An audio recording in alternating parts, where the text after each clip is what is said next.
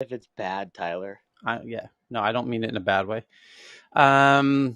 So we've got, holy cow, an absolutely crazy lineup of headlines today. Wow.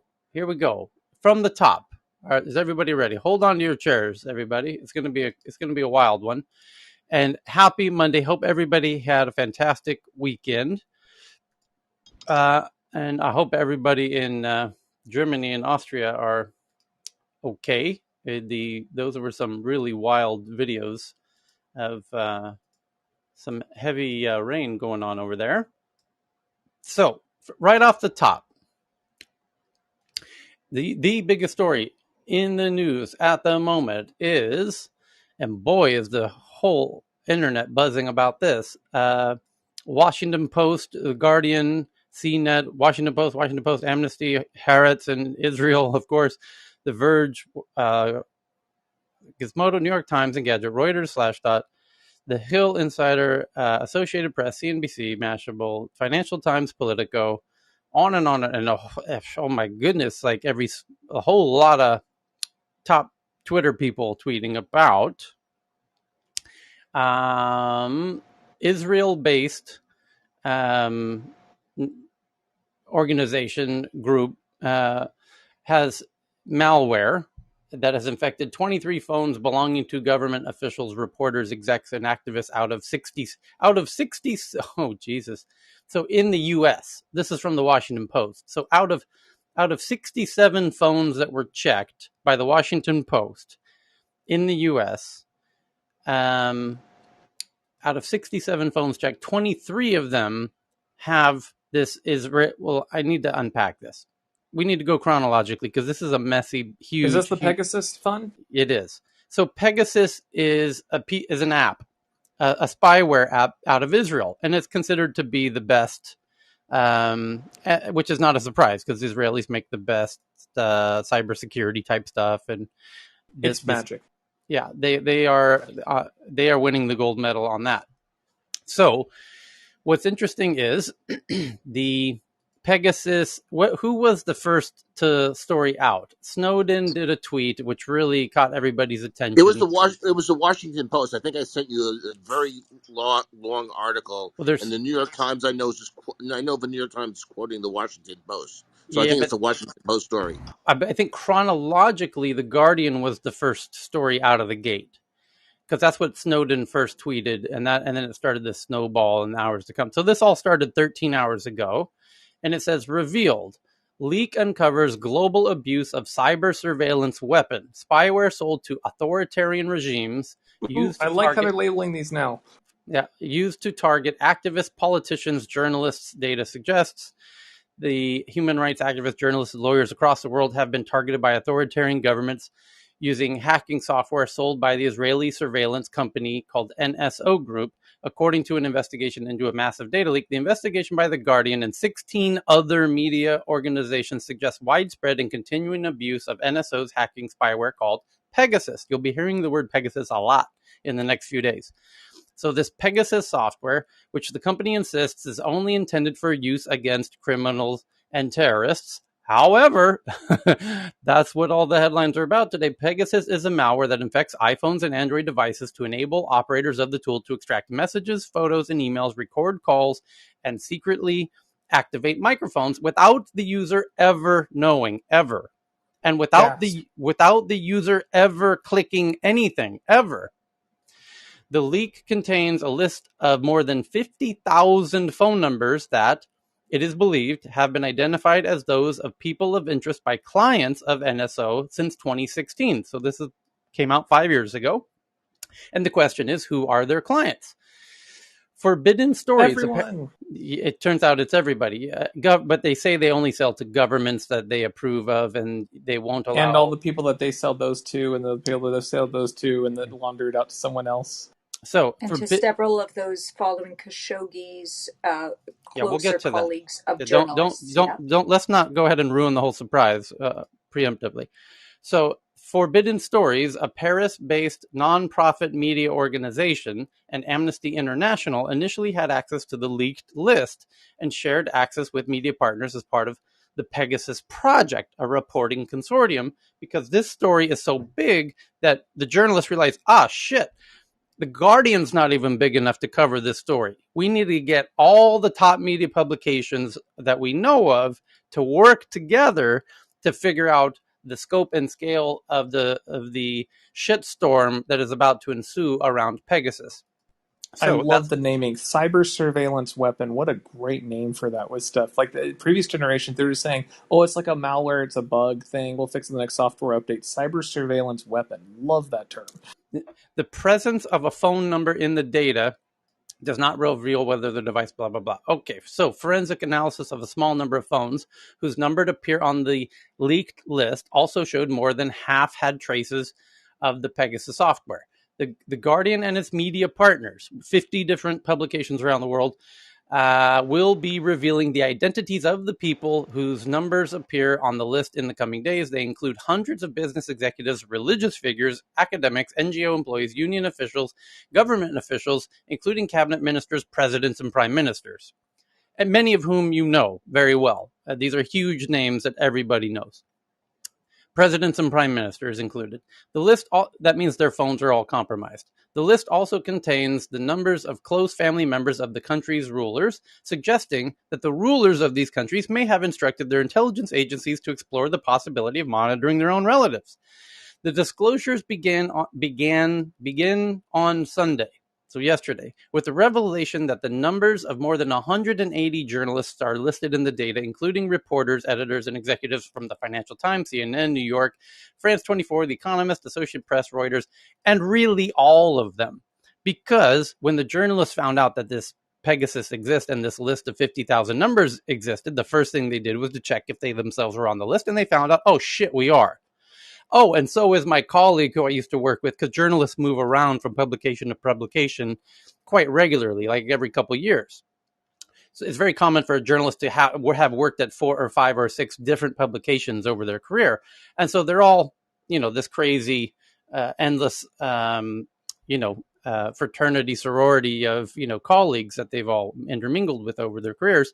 And so they're checking on their former colleagues to find out, oh, is my former boss at CNN or the New York Times or Associated Press on the list? Oh, they are too. Oh, we're all, oh shit, we're all on this list. All of our phones have been hacked. Yes. Every More journal. importantly, they can report on it, because the people that know that they're politically compromised with stuff under surveillance is one thing, but it's just like hand waving. When you have an actual list, you can basically raise hell about it. That's different. Yeah. So, but now you understand why they're doing this as a huge 50 publication consortium, because they're all been targeted and are all victims of this themselves.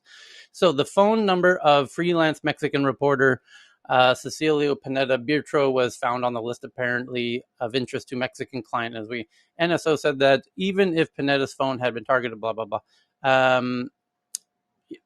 So they start to figure out which countries were using this the most.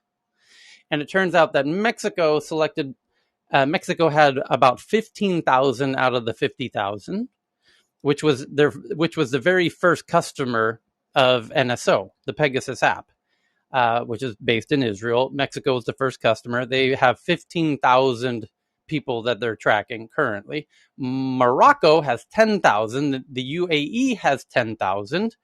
And analysis of the data suggests NSO client country that selected the most numbers, more than 15,000, was Mexico, where multiple different government agencies are known to have bought Pegasus. Both Morocco and UAE selected more than 10,000 numbers, according to the analysis.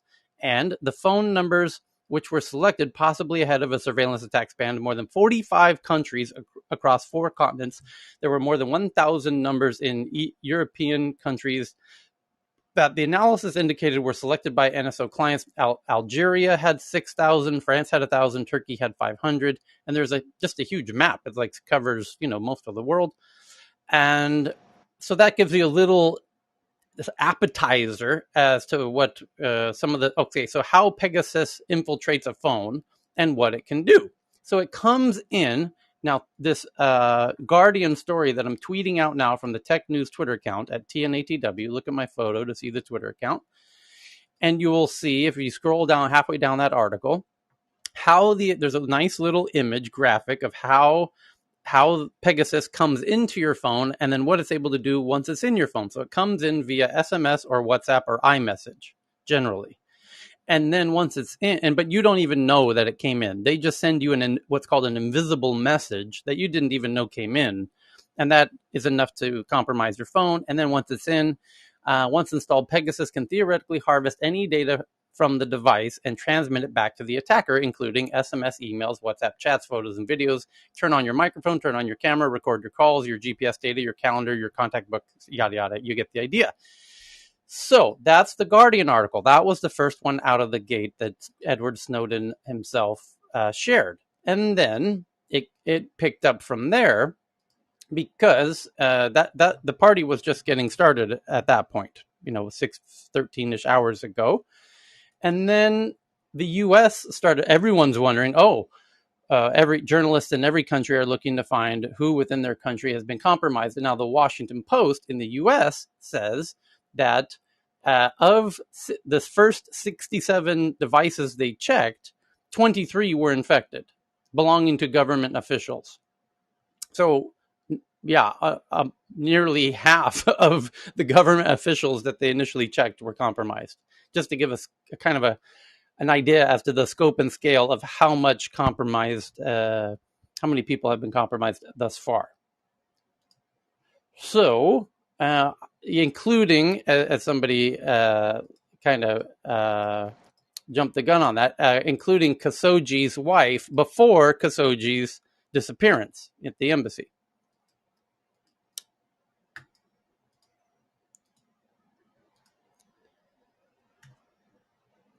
Let's see here. Here's the, which one is that? There's so many articles on this. It's kind of mind-blowing. Then there's so many headlines being generated around the world. Yeah, military-grade spyware licensed by Israeli firm to governments for tracking terrorists and criminals was used in attempted and successful hacks of 37 smartphones belonging to journalists, human rights activists, business executives, and 2 women close to murdered Saudi journalist Jamal Khashoggi. According to an investigation by the Washington Post and 16 media partners, the phones appeared on a list of more than 50,000 numbers that are concentrated in countries known to engage in surveillance of their citizens and also known to have been clients of the Israeli firm NSO, a worldwide leader in the growing and largely unregulated private spyware industry, the investigation found. So that's the Washington Post. And then the Guardian says, leak uncovers global abuse of cyber surveillance weapon. FT editor among 180 journalists identified by clients of spyware. Jamal Khashoggi's wife targeted with spyware before his death. Military-grade spyware are reportedly found on phones of journalists and activists. These, I'm just reading headlines from around the world of the biggest publications you can think of. And massive data leak reveals Israeli NSO spyware used to target activist journalists, political leaders globally. You get the idea. Pegasus soft spyware used to target phones of journalists and activists. And response from NSO and governments, now from the Guardian. So the Guardian's asking the creator of this for a comment. And let's see what they have to say. Here we go. What the Israeli technology firm and governments have said in response to the Pegasus project. And the Pegasus project is all the journalists working together to try and figure out who all's been compromised. NSO Group firmly denies false claims made in the Guardian's report that I just read to you, many of which are uncorroborated theories that raise serious doubts about the reliability of your sources as well as the basis of your story. That's what NSO is saying to the Guardian. So an NSO Group has good reason to believe that claims that you have been provided with are based on misleading interpretation of leaked data from accessible and overt basic information such as HLR lookup services, which have no bearing on the list of customers' targets of Pegasus or other NSO products. They're kind of denying. They got nothing. Yeah, you ain't got nothing. We got to hear the word categorically deny before it's a real tell that it's can the neither truth. confirm to deny was the second one. Right? Here's the government response. It's Hungary, and we've got Hungary, Morocco. We condemn these irresponsible leaks India, that do not face it. Yeah, and in India's has been found to be one of the most active in using it inside of India. So Rwanda says Rwanda does not use this software system, as previously confirmed in November 29, and does not possess this technological It's just a capability. subcontractor of a government agency that just so happens to be owned by family members. Totally unrelated. Yeah. Hungary says, we are not aware of any alleged data collection claimed by the request. Hungary is a democratic state government by the rule of law, and as such, when it comes to any individual, it has always acted and continues to act in accordance with the law in force. In Hungary, state bodies authorized to use covert instruments are regularly monitored by governmental and non-governmental institutions. Have you asked the same questions of the governments of the U.S. and UK and Germany and France? And We then already ran through this with Snowden. yeah, So, Ty, can we yeah. take a real quick stab? Do you think this is related to all the McAfee's proposed leak or anything, or What was his? what's the Ooh. provenance of the leak? Where he said he's going to leak some big shit if he disappears. Yeah. Dun, dun, dun. Yeah, that's a great point, Chris. That is a great. Oh, hang on. I have a new sound effect that perfectly captures that. Here it is, folks. Well said, Chris. Here it is. So, John McAfee. This is a great point, Chris. Chris, you may have figured something out. Chris Young here. Yeah, well done, Chris. So check this out. So John McAfee had predicted, prophesized that if he disappears, a huge revelation will come out. A data leaks of a big importance will be revealed. That The he's hooker prophecy hath foretold. and The cocaine has spoken. and so Chris, you might be right that he of all people would know of kind of the utilization of something like Pegasus, because that was It key might not have to been even like his leak, but he'd hear wind of it with all the crazy weird circles. Yeah, just no one would believe him. That's what makes it great. right. But this is so exactly up his alley. I mean, McAfee was all about knowing, how devices get compromised and who's compromising them. And so no doubt he was intimately familiar with Pegasus and NSO, and likely knew which countries were using it and even how they were using it. Because if when somebody's a potential victim of it, he's likely to get the phone call from a government. A government will call him and say, "Hey, I think I've been compromised. Help us out here." He's the go-to guy when someone needs essentially a reliable, dependable He's the government consultant. geek guys, Cal. But actually, hold on, it's more crazy than that. Well, the government people, they know and trust and love the antivirus that comes with their software, so it's like, I need to get to the original source here. So they call up, get Call me him. McAfee.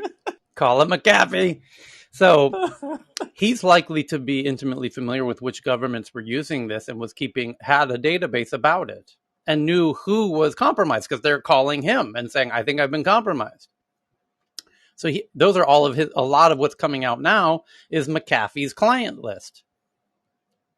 And it all ties up together. On a serious note, though, the number of people that are tied in with things like, you remember essentially with the Panama Papers with things, so they're like calling up all the people saying, "Hey, about this offshore bank account you got going on," which now look at it, it's magical. Biden's able to know who to tax. It's the weirdest thing. It's like how these things all connect. I wonder if they're going to do something similar with this one with the NSO thing. So keep in mind, this is just one brand provider. If they grab a list of government cell phones and they go, half of these things are infected with this brand of spyware, heck, you got 2 or 3 vendors, you got them all covered.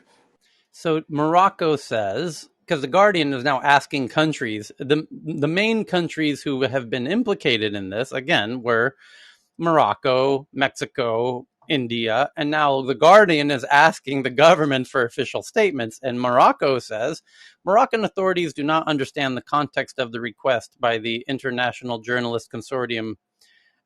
We just don't understand what you're asking us. And that's a nice way to play it. That's a smart way to have dodged the What question. they're doing is they're getting everyone on file so that they can do exactly what they did with the Snowden things and get the official denials, get official statements from everyone. Then they do part 2 of the leaks and they say everyone was fucking lying and here's the exact thing that happened. Then they get their denial to happen with things. And before you know it, it's like everyone has just implicated themselves so many ways, 6 ways to Sunday, that they can't, they say, yep, they got it all wrapped up with a bow. I got to say, India's response is longer than a traditional blog post. It starts off by saying, India is a robust democracy that is committed to ensuring the right to privacy to all its citizens as fundamental right. In furtherance of this commitment, it has also introduced the Personal Data Protection Bill of 2019 and the Information Technology Rules of 2021 to protect the personal data of individuals and to empower users of social media platforms. And it's a boilerplate template, kind of response. It's hard, not so specifically relevant to Pegasus even. So, to be continued. So this is going to go. This story is going to take a week to shake out, at least. There will be continued headlines about Pegasus for several days, and no doubt the Who's most. going to profit? Sorry, Yeah, who's going to profit for the counter spyware? That's the biggest question. McAfee would have, but he's dead. Of course. Absolutely. Thank you. That's where we're going. What's going to happen is essentially we're going to start wondering, it's like, wait, what if we don't mix all of our private banking, shopping, everything else with the personal surveillance device and then discover, shock of horrors, that the surveillance device acts like a surveillance device? It's crazy. Like, we might actually start saying we should build new kinds of hardware that aren't entirely based on these things. But So I don't know, maybe. Snowden tweeted out, huge. Israel's NSO group has repeatedly denied having anything to do with Khashoggi's killing, but astonishing new evidence confirms the phones of the central women in his life were hacked right around his murder, just prior to, in fact. Yes, There's Hello, a good Nicholas friend is in of the mine, room. and it's very, very sad. Yeah. Yes. Where's Nicholas? It was a long journey. And oh, there you are, Nicholas. Welcome back, Mabana and Nicholas, and a whole bunch of friends in the audience. Hey, And Tyler, the thing with Khashoggi, though, if I understand what happened, though, I mean, he made an appointment, right, at the Turkish embassy or the consulate, or the Saudi embassy or consulate in Turkey. So even if they didn't tap his phones, they knew he was coming because he made an appointment to get the paperwork or the marriage license, right? correct. Okay. Well, we It don't was know that deeply set up. Do we know that he had scheduled an appointment previously? Was that revealed? Oh, Yes, there well, was many months of controversy about him being permitted to even get a marriage certificate. And so it was clearly structured. Okay, so now check this out. So, one of the new upcoming stories just a few hours ago, and like I said, these stories will continue to come out and shake out of this tree. A whole lot of fruit's going to fall out of this tree, and here's one that just fell just now. That, upon testing, this is what's called a zero-click vulnerability, meaning it doesn't require the victim to click anything for their device to become compromised. So you're compromised whether you know it or not, and you didn't do anything to compromise your own phone. They just have your phone number, and they sent you a message, and now you're compromised. Simple as that. So, Citizen Lab found the zero-click iMessage exploits being deployed against iPhones, even with the very latest, you probably don't even have it installed yet, iOS 14.6, because we're all on 14.5 right now. Even the next iOS update, 14.6, it doesn't fix the Pegasus problem, is the latest story from Bill Mazarek, a cybersecurity. As long as you're giving out your number, you're at risk. Yes. Well, so I would advise that the The solution good thing you don't have the bottom of your emails or anything, and just like, you have the phone number out there, and now you've got live locations for everything, all your messages. It's like, hey, airline, can you contact me if my airline's delayed? Hey, well, I just passed over every single photo I've ever taken on my phone. It's like, it's ridiculous. You just need like the most barest minimal security thing, and we don't even have that. It's sad. And the exploit is based upon all of the information which is available to Apple, Google, Android, iOS, etc. So this information is, the solution is not within the hands of anyone other than ourselves. So it's going to be, we're going to be on standby. No doubt when we meet again in about 7-8 hours from now, 7.5 hours from now, there will be other updates that we'll reveal at that time. And a lot of the world's journalists everyone's kind of coming to terms with this kind of explosion of revelation. So we will stand by I'm and wait. curious. Tyler? Can I Yep. ask Nicholas a question quickly? Mm-hmm. Nicholas, what hardware do you use? Just curious, just from where you come from. Like you get the risks and the challenges. So how do you use hardware then? Just I if it's think not a long answer, yeah. the short answer is that I think you have to be aware that you have no privacy whatsoever under the current regime, and that you should expect that all of your information is available if you're using iOS or Android or any of those devices. In the future, we'll have the ability to protect ourselves, but the state of the art now is that you have to assume that all your information is available to everyone. So Yeah. you don't just do less and you put less information out there if you don't want Not only that, or the no, information Cal. you don't want to share. I'll Yeah. You explain. have good hygiene. I'll take it one step further. Some of the world's best hackers speak at my events. Like the most high profile, famous hackers in the world have spoken at my events, and some of them happen to be from Stockholm. So the world's best hackers have a really interesting hygiene thing where when you have lunch with them, if you start talking about anything of remotely of any interest, it's as if you do these automatic muscle routines out of muscle memory where you barely are conscious that you're doing them. They'll remove their phone, take out the battery, and put it both down in front of them, because once the battery's out of the phone, then that's when at that point you're safe. Other than that, if the That's a battery's myth. That's a myth, Tyler. You're not safe anymore, even with the battery out. how Any in what phone nearby, any speaker nearby, any essentially yeah. person nearby with any sort of smart surveillance, home automation, Alexa magic. It's now just ambient computing is around us everywhere. Absolutely, they can And catch you at all angles, and go back to, is it a secret recorder in their shoe? Let's be realistic. It is essential that you walk in the park and you make sure that nobody is around.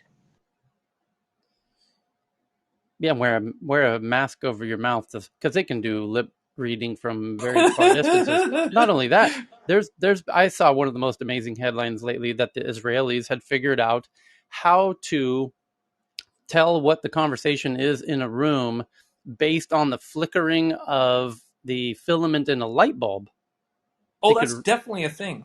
Like yeah, they used to do off of glass with a laser or whatever. yeah. Things doing off of light bulbs, a nice variation of that. That's very elegant.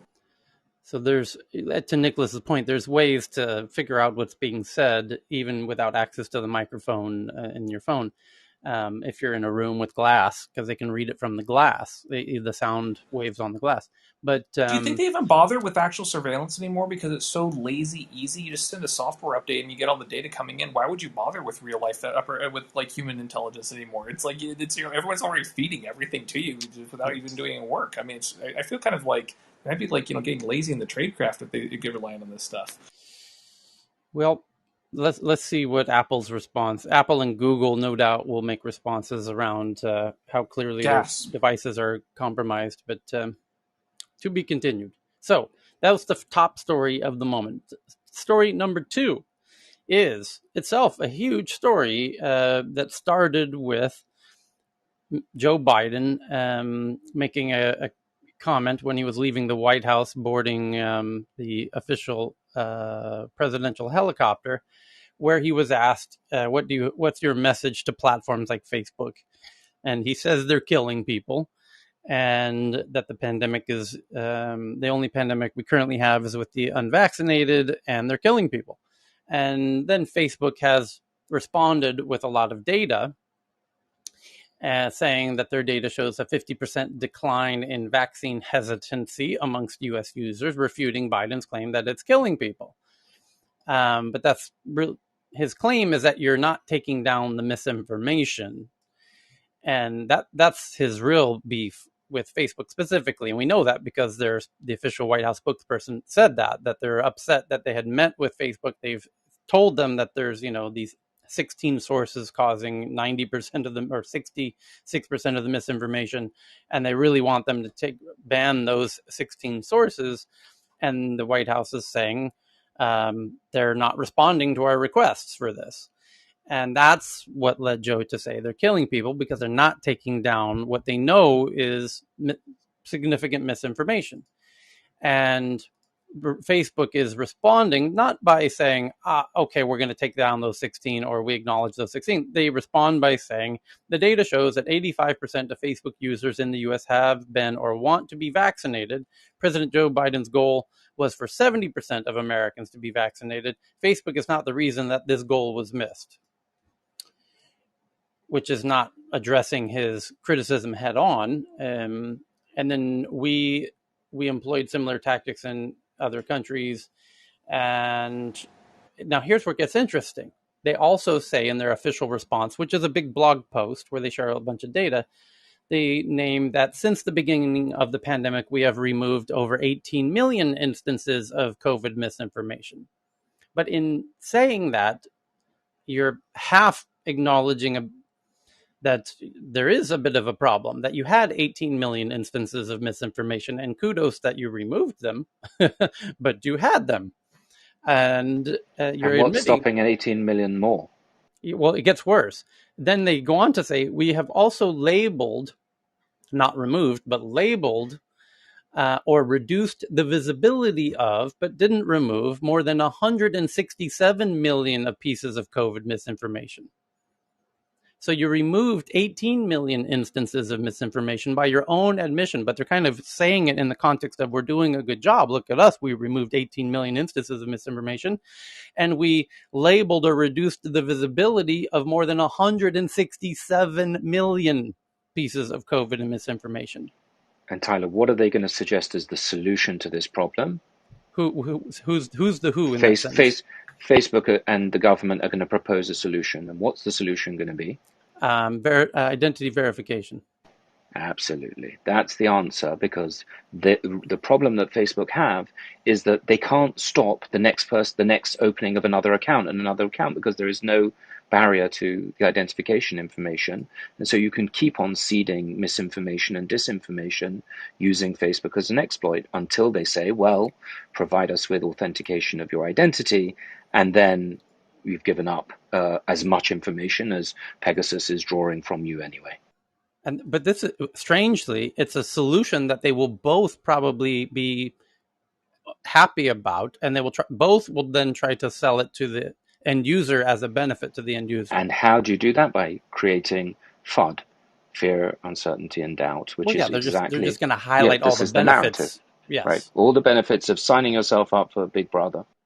Well, the governments, I think, will love it, in part, especially America, because America is the FBI, the head of the FBI, the head of the MI6 in the UK, both have come out, and even Facebook's head of security has said that they actually did an analysis and generated a report showing that a lot of these misinformation campaigns were driven by Russia and China, and that's who they named in their reports.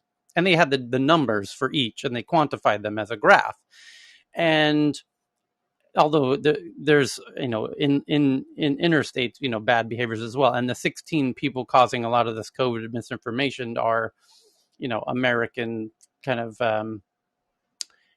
interesting individuals. I'll put it that way. But that because of the recognized problem of out-of-state bad actors trying to cause misinformation, which the social networks have spent endless hours trying to solve, of removing bot armies. And I know Twitter, I've had conversations with Twitter about the struggle to remove all of the bot accounts and accounts from bad state actors. It's an endless whack-a-mole on an unimaginable scale. And the way to solve that is to do identity verification. That would solve one of their very, very biggest technical and social problems. and then they get regulated in place, and then no competition is available. Well, yes. So this becomes super interesting because the question is, if identity verification becomes a requirement, and I would bet that it does soon, based on as you're hearing between Nicholas and I. And by the way, Nicholas usually does his full transparency that his project that he's working on, which is truly mind-blowingly cool, is all about solving the problem of identity, but in a decentralized way that empowers the user and not it empowers you most of all. So a sovereign identity system. So the back to this point, though, I think it's a safe bet that the governments want this and that the platforms also will benefit from it.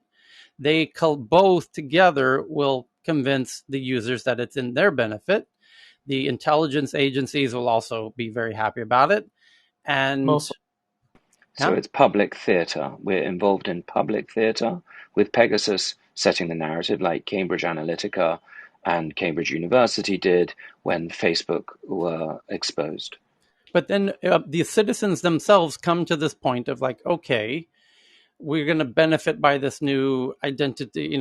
Every app is now going to have our verified identities, just as I guess your banks have. No, I guess not even banks, especially not the neobanks, don't necessarily know who your true identity is necessarily. Yeah, But they do. You have to sign up to KYC, okay, AML with that. so banks do, and that's that's why it's not a coincidence that Stripe has enabled this to potentially be rolled out for everybody. They're kind of the perfect Exactly. conduit to do an API for every app to now plug into actual identities for everybody. And my God, does that put them in a fantastic position? Holy shit! So if this, and But it's why Jack and Square and Twitter are doing this, and they're rolling it out and that's why they're complying more, and that's why they're coming up against the barriers in Modi's India. Now, but if we have these in public identities, geographies sorry, go on. Oh, go in on, my comedy. geographies Sorry. where privacy is more thought about, like Europe with GDPR, how would this fly? Pretty well, actually, because I the think thing they'll is that love it. this would be for official correspondence with things. So, the thing with privacy is the idea of being able to opt out. But the thing is that if you just take the major platforms and force a policy on them, then you can opt out by not using them theoretically. What I'm curious is how much of the margin they'll maintain. So the intelligence agencies could basically unmask everyone with stuff. The thing is that they like having some level of churn to work with on the margins and the edges. So they never want to be completely 100%, but they do want a lot more visibility just in general. What I'm kind of curious about is if you take the main platforms and you say you can't operate above a certain size without having this sort of real name policy and identity part. What I'm really curious is going to be about the mid-range and small-range groups if they have to follow the same policies in order to basically not just compete but just exist. I'm kind of curious where they'll draw the line on that, because that's going to affect a lot of whether or not people have options for new platforms. The Chris, I got a theatre, bit lost there. I just got a bit lost there. Can I just ask a quick question? Sure. Not necessarily to you, sorry, just generally. If I and to Nicholas maybe, if today I'm giving my ID to my bank, right? Because I have to. If I have to do financial transactions, I'm not going into blockchain or Bitcoin yet, but in New York bank, any bank, I'm giving my ID, right? What's wrong with me giving that ID to having the same kind of level of reassurance that the social media platforms have people that I can trust on them? Is it just because they're more likely to use that information in a different way, and we sort of trust banks more? They're more regulated. Is that the thing? yeah. Just today. I I'm think, not talking yeah, about yeah. I think you need to look at it and say that as finance and wellness converge with social media and social democracy, as technology becomes the substrate that we all use, that they are making these rules so that because you're going to use tipping on Twitter, because you're going to do financial transactions on Facebook, you're going to do selling on Instagram, all of the KYC AML will become built into the social layer. So you will be giving that information, and then you will be required to provide that information when you go to a concert venue, because they'll want to make sure that you're vaccinated or that you've had a test within a certain period of time. And so it's a convergence of surveillance. So we've been living in a surveillance economy because that's how Google and those guys make their money. And we've got a surveillance state because we give up information in order to be citizens in governments that we trust. And all of that sounds fine until you get to the piece of social democracy, where you see a social exploit can change the course of a democracy, and you can get a leader like in Hungary, Viktor Orban, who is effectively a totalitarian autocrat.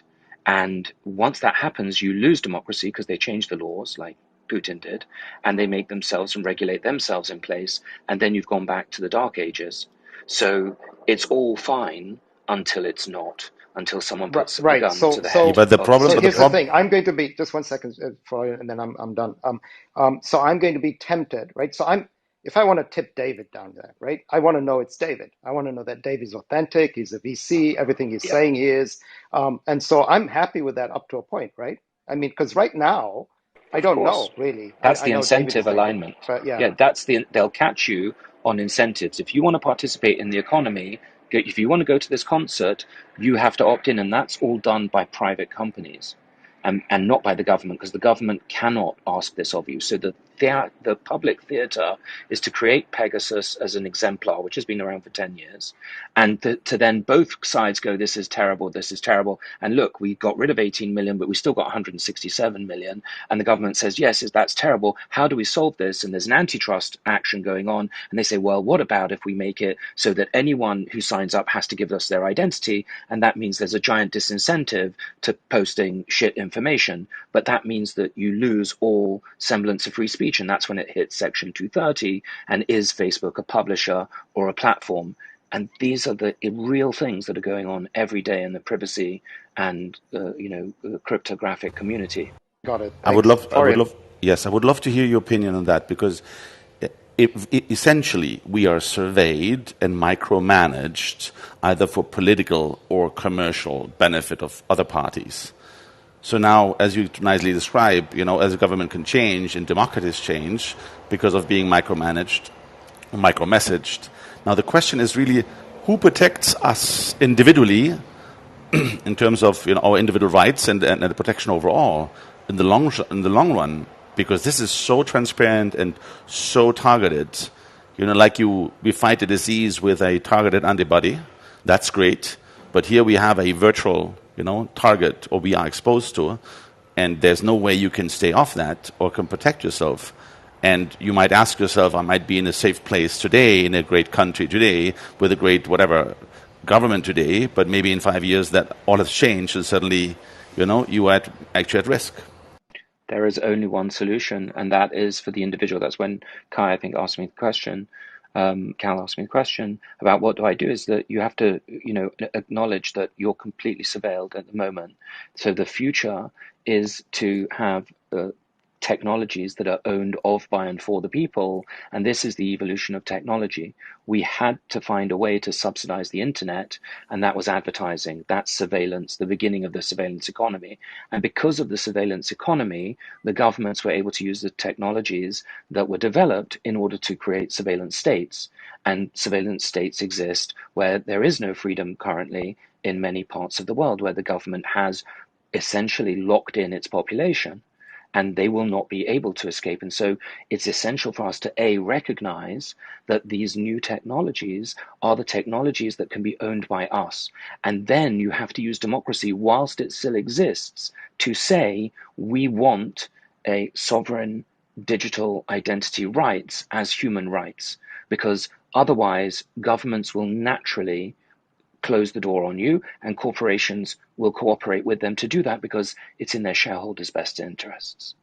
If I can jump in, Nicholas, I think that's a great point. And Yes.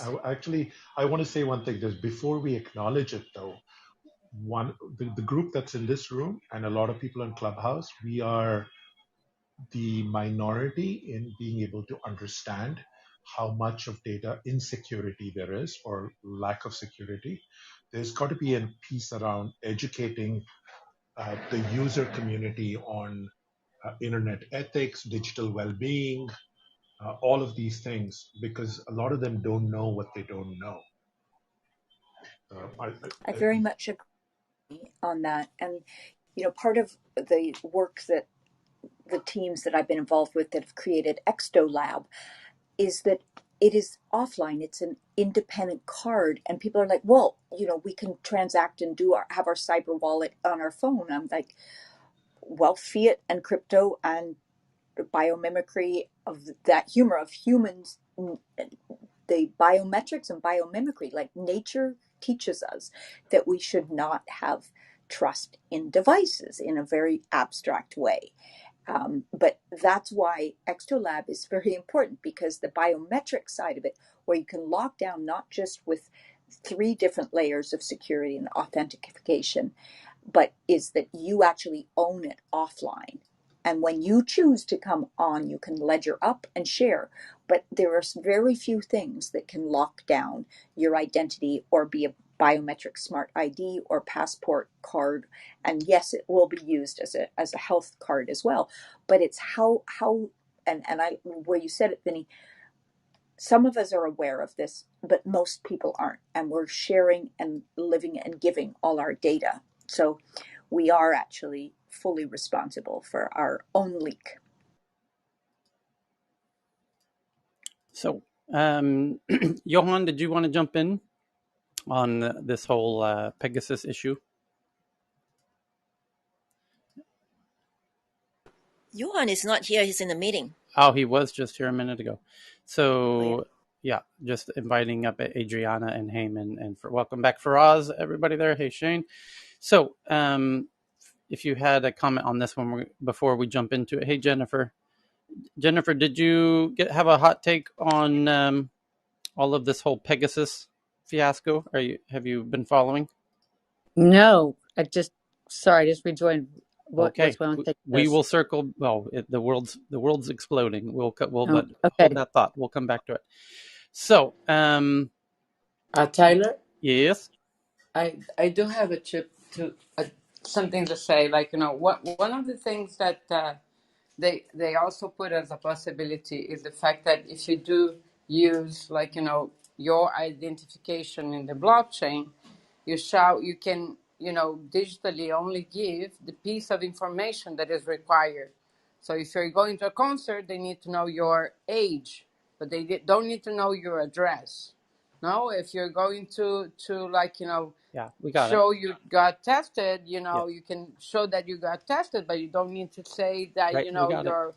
your I don't know, Yeah, your photo. So we get that you. is one part. Exactly, and that's what Nicholas is specifically working on in a very kind of brilliant way. So, a related point to all of this is a separate headline that our friend Cheryl found, which is that Senator Amy Klobuchar said misinformation on social media about COVID vaccines adds urgency to her call to change liability standards for what is published on their platforms so that Facebook or Twitter might actually be liable. And people can sue Facebook because my parent died because they read on your platform that they don't need the vaccine and now they're dead and now I'm suing you for millions of dollars. Oh, not just me, but millions of people are suing you for millions of dollars would be the outcome of that. So should the platforms be liable? But then, of course, once they become liable, then you better believe they're going to be very careful about what content gets approved. And that No, once they attach identity to it, they will push off that liability to the individual so Thank that the you. individual will be liable for the libel and they will become conduits to that. Right. They will become the evidence providers. Right. You stole the next part of the soliloquy, which is Sorry. No, not it's I like it when I like how you phrase things. So what would then the natural extension of that is Facebook would then be essentially, I don't want to say forced, but that's where I'm saying the government and Facebook would both say, here's a solution, this identity thing, and it's again we're just painting another vignette of how this will unfold is Klobuchar says this, Facebook responds with, what if we identified everybody and then they're personally liable, and we'll see. So, but it looks like that's where things are going to be heading, as has been And it predicted now will for several weeks. silence, and it will silence people because they'll be afraid. And Yeah. to Well, Nicholas's point, I'd like to add one point. Yeah. I think we've talked about identity and everything, but in Facebook and liability. But what hasn't been addressed, and I'm waiting to see, is on the government side, into the statistics of people taking vaccine, is the FDA's approval of it, as well as maybe the pharmaceutical companies having some liability before 2024. Because at the end of the day, this is in my opinion, this is a confident narrative versus a scientific narrative, because the science will speak for itself. But they're having this stopping gap, at least in the U.S., versus like in China where they'll just mandate it. And so that's intriguing to me.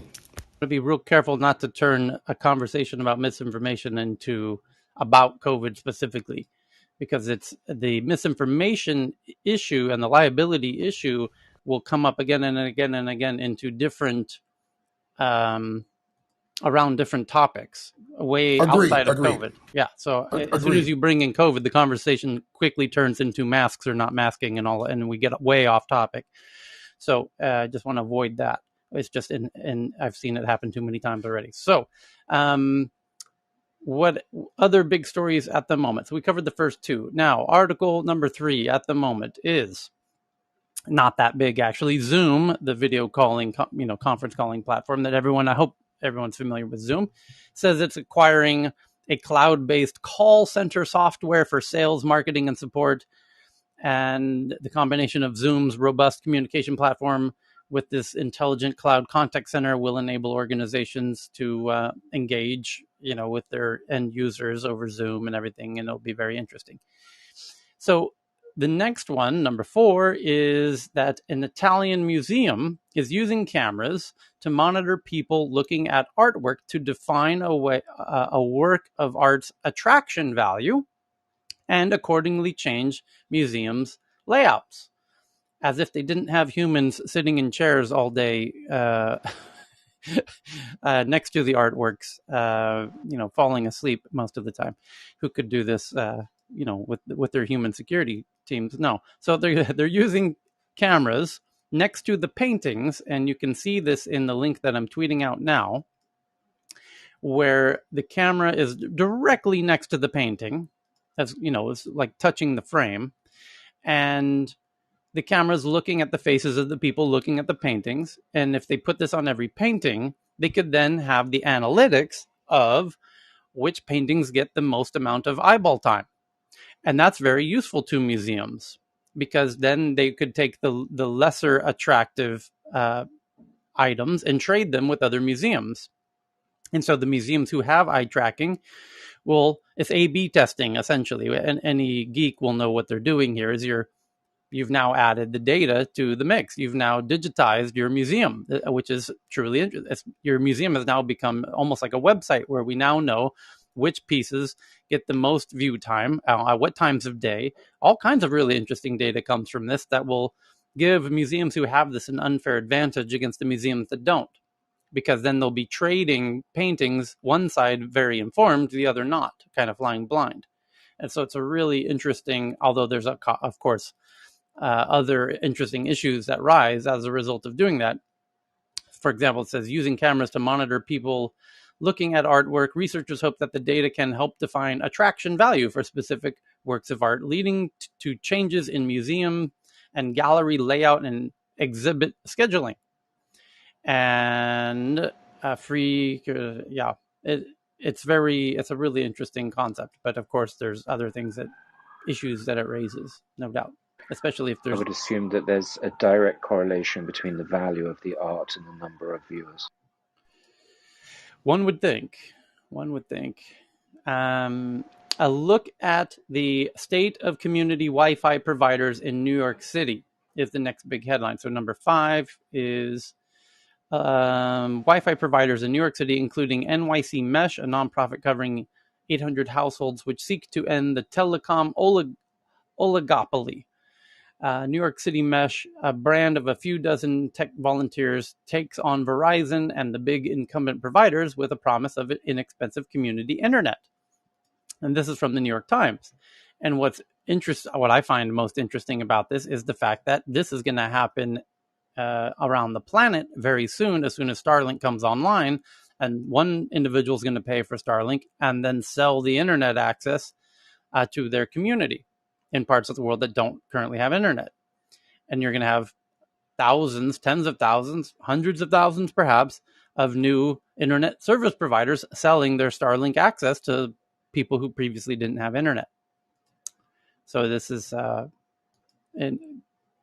breaking up the but in that case you're not breaking up the telecom oligopoly, you're just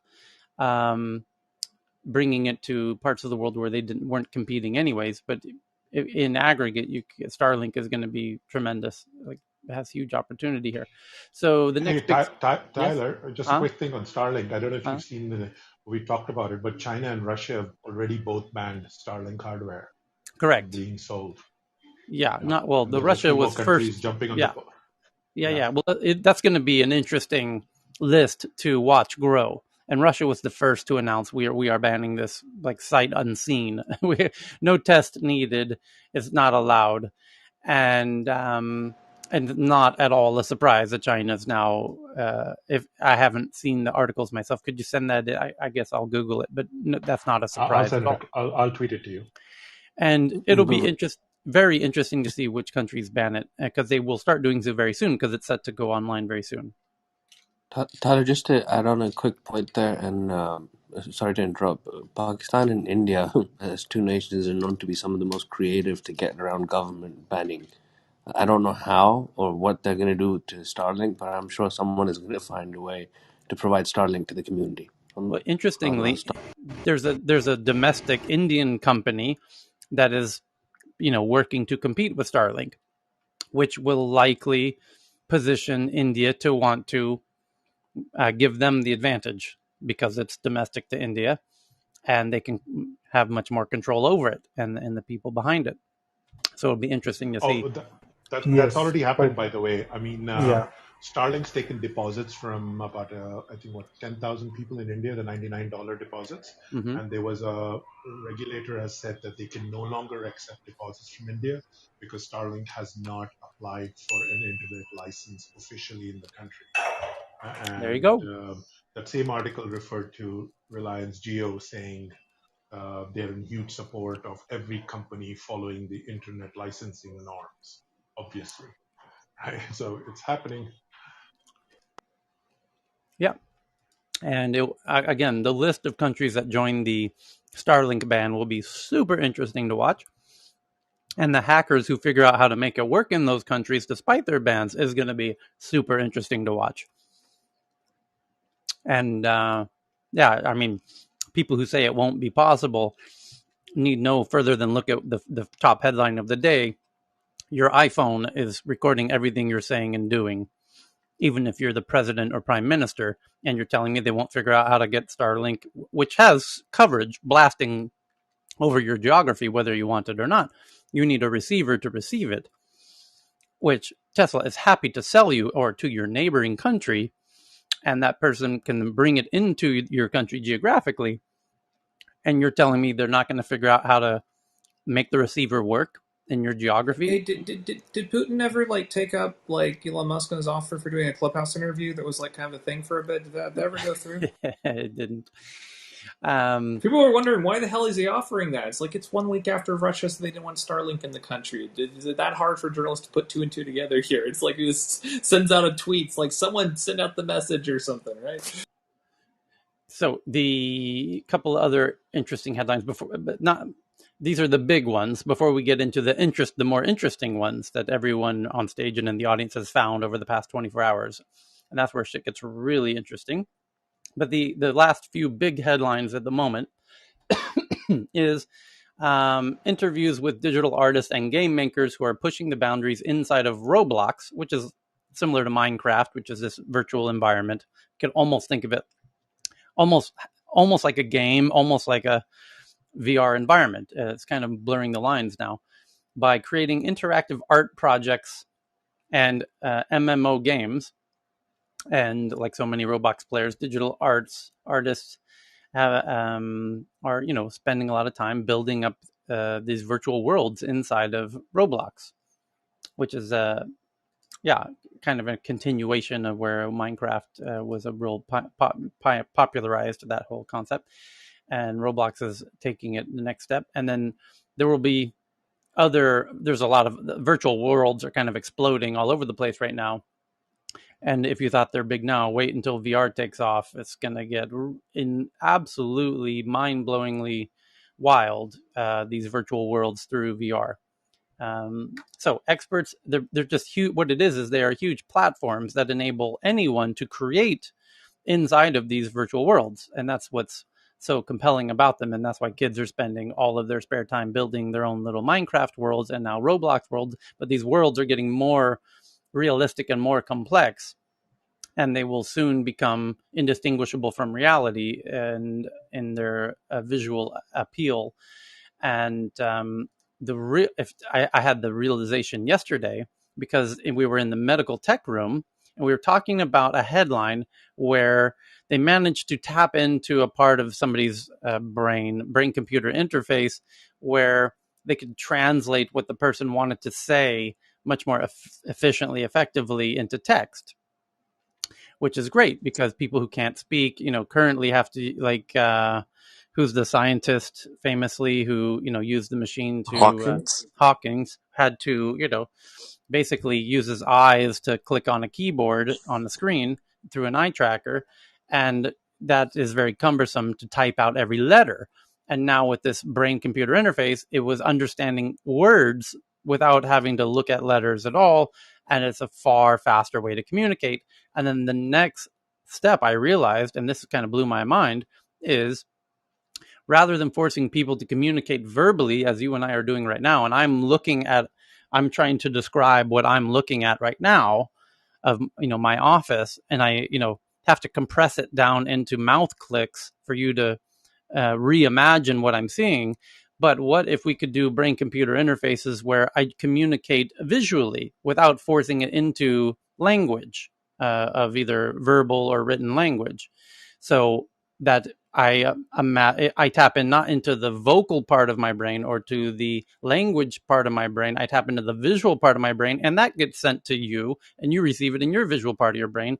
And now we have actual visual communication. And then I can explain what I plan to do tomorrow when I go to the supermarket, and you can see, I can show you in my basket everything I plan to buy, and you understand instantly everything I plan to do there, or how I plan to build your house for you. Or, when we start communicating visually, which this VR worlds we currently have to create by kind of manually, but soon we will be able to create virtual worlds visually, and I can visualize, almost imagine the world I want created, and it does it. Because today there is an app which Carl is very fond of, which is, we have to ping Carl and he can remind me. Prometheus is the name of it, where you tell Prometheus in VR, make me a teenager's bedroom from 1980s that needs cleaning, and it does it very accurately. And you say, oh, actually make the bed double sized, move the mirror to this side of the room, make the carpet yellow, and it does it all in real time verbally. Now, what if I didn't have to go through the verbal phase of it, and we have brain BCI, which they're making remarkable progress on, despite my own my surprise, my legitimate surprise to how much progress is being made in brain computer interfaces. If I'm able to just say, well, here, just read out of my head what I'm envisioning and create that, and then it does it. Once that happens, virtual reality will become, it's just hard to imagine. You just imagine anything and it becomes real in this environment that other people can participate in. So other people start participating in your imagination. It's wild. It's truly wild. Anyways, but that's But when also people. the opposite too, right? The other side is also the person who's actually sitting in a wheelchair can actually, in the VR world, be walking, be doing anything else they want. Yeah, and then by the way, there was another headline last week about the sense of touch, inside the brain, where there was a robotic arm that was moved by an individual who's not able to move, paralyzed from the neck down, was able to move a robotic arm. But that's not the amazing part. Here's the amazing part. The arm moves, picks up a glass. The fingertips of the arm have sensors. The glass is, the hand, it's very difficult to know how much pressure to apply to the glass.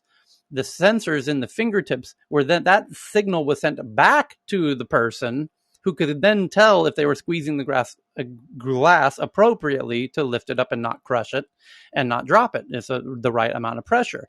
That's two-way BCI. And what's amazing about two-way BCI means the sense of touch is now coming back to the individual, and that in that VR world where you go into my imagination that I just created instantly, this world that I'm imagining, you can now jump into. Not only can you and I jump into it, but we can feel the things in that space. So when you go up and touch the unicorn with your hand, you'll feel it in your brain as if it's real.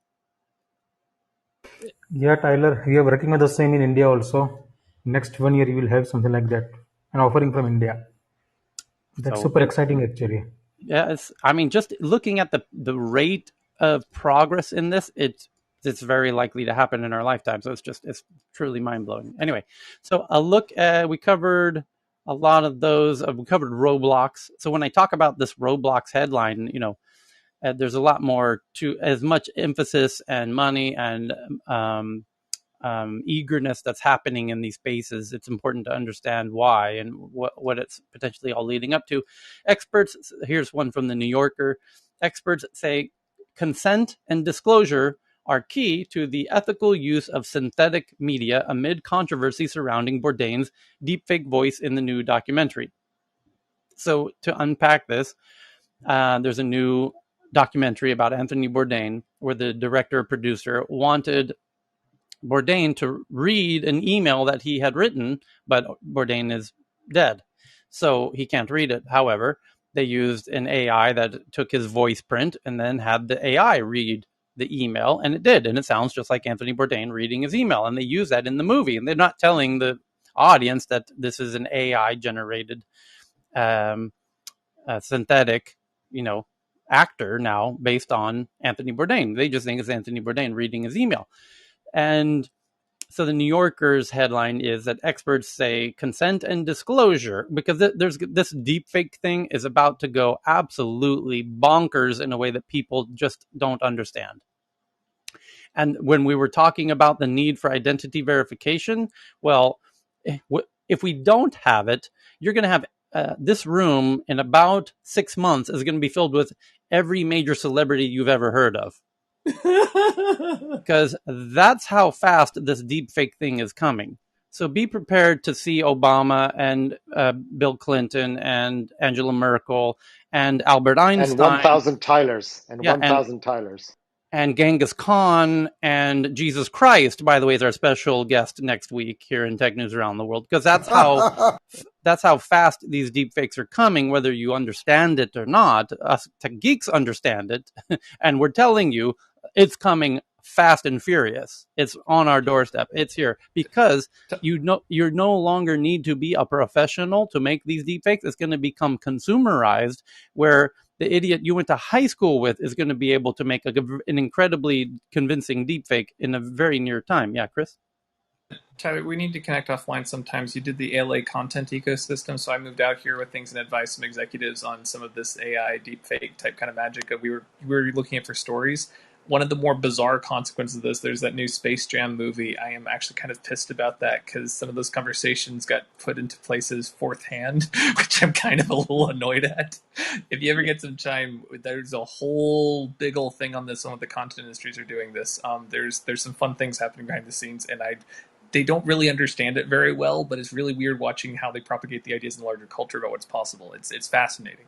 So I think it's also worth noting, Tyler, that the first users of these deep fakes were government security infrastructure, where they will infiltrate a group and impersonate the group leaders and confuse the terrorist cells. And this has been used very effectively for a number of years. So, they've used it offensively and defensively already. Yeah, there's been people that have already been victims of massive kind of social engineered crimes where somebody calls up the CEO's assistant pretending to be the CEO with a voice, artificially generated, saying, "Hey, I'm locked out of my account. Can you go log into my account for me and transfer money to this other account?" And they're by $10 million. So um, there's huge incentives to and the by the way, this app plays right back into the importance of why everyone's going to be like, "Yep, we need identity verification."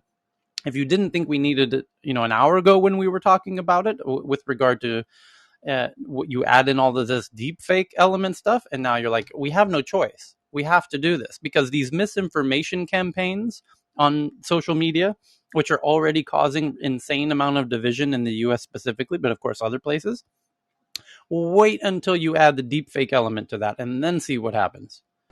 You only need 2 words: fake news. Everything will become plausibly deniable. That too. So the headline again, I'll read it for the third time. Experts say consent and disclosure are key to the ethical use of synthetic media. And I would say, no, people aren't going to disclose. We need an actual solution like what Nicholas is working on, which is we need to be able to actually verify um, synthetic media. Because just experts saying that consent and disclosure, no, they're not going to ask you for your fucking consent, you fucking moron. They're not going to ask, and nobody's going to disclose. Like making a rule that says, you have to get consent from people if you're using a deepfake, and you must disclose if you're using a deepfake, like the Norwegians are doing with the influencers. Where as now as an influencer on Instagram in Norway's passing this law where you have to say if your photo was edited. Good luck with that, by the way. You're going to argue with some 16-year-old whether or not she enhanced her cheekbones or her lip color or her eyebrows or something. Like the courts aren't busy enough with other things. And all of the deepfakes that are about to come out, in the same way, the same level of easiness it is for people to manipulate their faces on Facetune or Facetune 2 or all of these apps, you're going to have the same thing. You're going to be able to make a deepfake as simple as that. 10-year-old kids are going to be making deepfakes in the very near future with voices and faces that are indistinguishable from the real thing. So it's not about getting consent or disclosure. It's about we need a system for people to be able to verify unquestionably. And this is why Nicholas is so passionate about his solution that he's working on. So it's not at all a trivial thing. You're starting to realize just how massive of a situation we are walking into, because the misinformation is about to get at 100 times worse when this deep fake Cambrian explosion happens, which is about 30 minutes away. So experts saying that consent and disclosure. Those experts clearly are not thinking of the. The only way to do it is that you sign your own information, is that you sign that you are the owner, Tyler at is the owner, and everything that you do, you will sign. And so it'll be the absence of that signature that will cause people to say, well, is it signed by Tyler at? And if it's not, then it can't be real.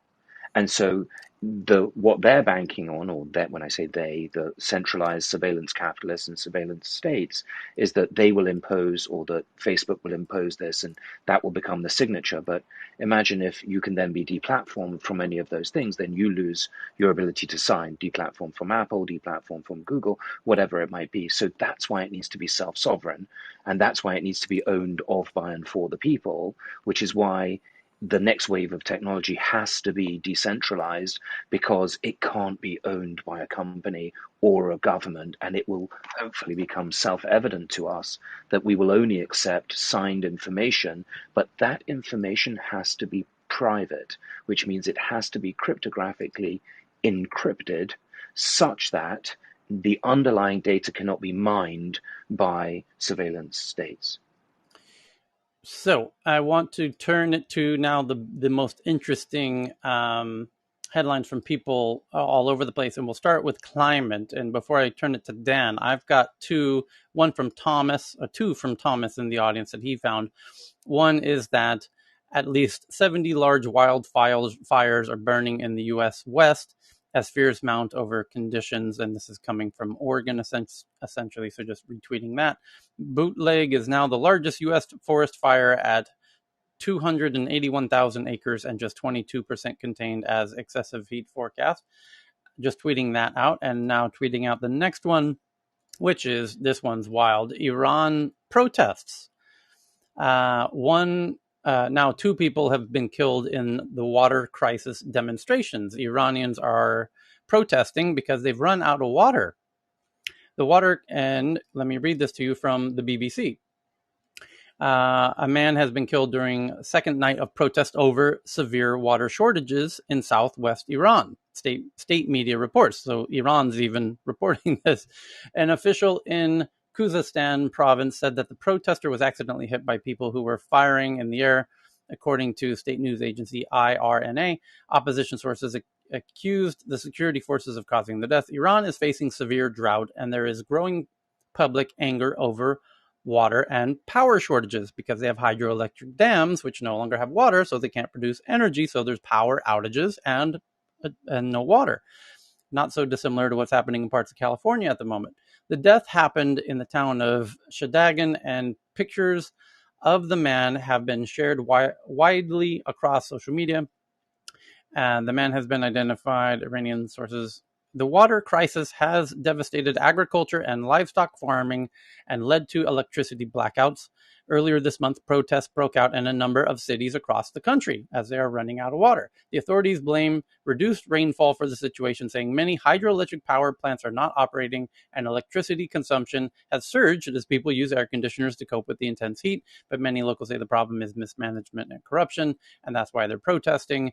And that's why this individual died.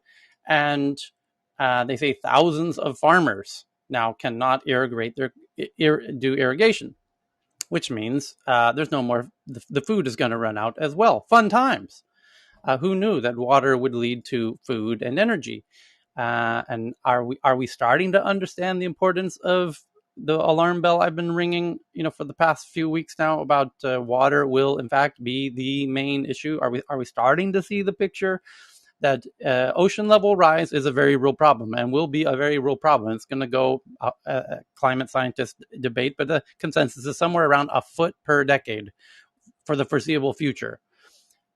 Okay, that's fine. That's going to be a huge problem.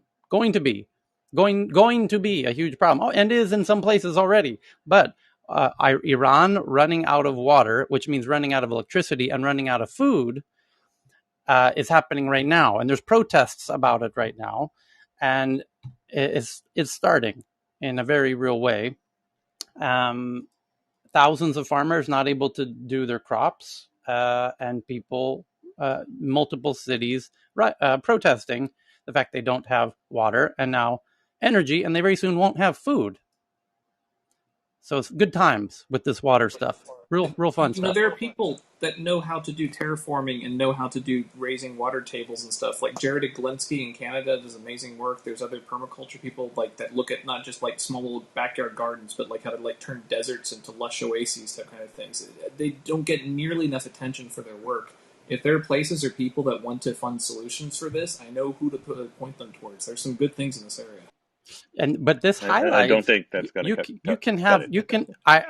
the solutions aren't the problem. Chris is correct. There are solutions.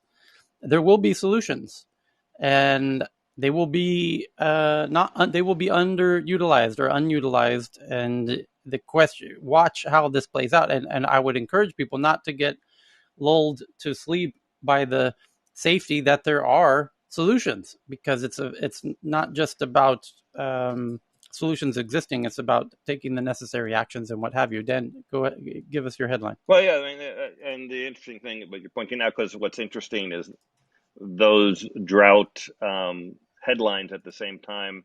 Oman is flooded. We saw Germany flooded, Arizona. I mean, it's both. And the interesting thing is, and it kind of sounds strange at first, but global warming causes both of those things to happen, because the heat, of course, the hotter air temperature can hold more water, and that water comes from the ground that, it's drying out and causing the droughts. Well, that water's in the atmosphere, and then of course it comes down somewhere else, and it comes down in much, much larger amounts. And we're seeing both of those things play out more and more. And you're right about the droughts in the cities. You might recall Cape Town almost ran out of water. It got to the Hmm. very, very edge, and Atlanta, I think 4 or 5 years ago, almost. So we're going to see more of that over the next few years, where actual individual cities just kind of run out of water and people scramble, and it's going to be very devastating. The other headlines is the New York Times did sort of a big front page article. Climate change comes for the wealthy nations. It's kind of in response to the Germany floods. And I also read a really interesting article right nearby where I am, Napa Valley. How, you know the interesting thing is, like COVID, we went from being okay to being not okay. Well, the same thing can happen with climate, and it seems to be happening in Napa Valley, where, a couple, a few years they had some fires. It was kind of an issue, and now it's just hitting like nonstop. The smoke, even if it's not in Napa, is hurting the grapes. Some wineries can't get any insurance whatsoever anymore, and the one that could is paying 5 times more for half the coverage. And this kind of stuff, if it continues, it can just totally wreck, obviously, the wine industry there.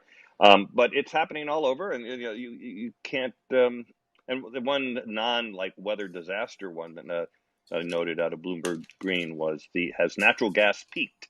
Demand is falling decades ahead of expectations, and how Southern Company made a bet 5 years ago on making a big bet on natural gas. It seemed to be the craze. It was low cost, and fracking caused, big supply, and it was close to be the quote the green, the clean fuel and whatever. And now all of that's changing, as we realize that the methane given off by natural gas is 86 times more powerful than CO2 in warming the earth over 20 years. And cities like Berkeley nearby have banned new natural gas hookups, and solar and wind are getting cheaper than natural gas in many places in the U.S. and around the world, and that trend is only continuing. So it's not saying that natural gas is going away. That's not the article, but it is saying that perhaps it's peaked and demand will start falling. And of course, it actually has to start falling much more quickly than it is for us to address the climate issues. I have to say, as someone covering climate for such a long time, it's actually kind of shocking to me about how quickly sort of these climate disasters are starting to hit all over the world. And it seems like some switch was flipped, which actually is possible, by the way, because the climate system can go from one stable state to another pretty quickly within No, a yeah. decade. And By the we don't way, know if that's happening yet. But anyway, that's a lot. I mean, you can't open the news anymore without seeing like 10 kind of major kind of things happening around the world at this point. Dan, I don't know if you were aware that Al Gore, you probably were, was on Bloomberg Tech a few days ago last week. And if the tech news, Tyler, if you covered it, my apologies. But he was basically causing the urgency. And I just find it intriguing how it correlates that Microsoft is going to roll out their cloud PC in August 2nd. Basically, it's Windows wherever device, wherever you are. And In if the you talk cloud, about yeah. climate migration, I think we're going to see a lot more of that. Not so Well, much just, go ahead. I'm not sure how that ties in, but Gore and others, and Larry Fink of BlackRock, talked about how, well, I guess they're two separate things. Gore's talking about there's a lot of greenwashing in the ESG investment space, and it's true, right? So that's a good point. Now, there was some article which I didn't have a chance to read the whole thing, where No, they're saying and then, someone no, had to reset this, that. yeah, this was Bloomberg TV, though. He also said in there that the work environment will change.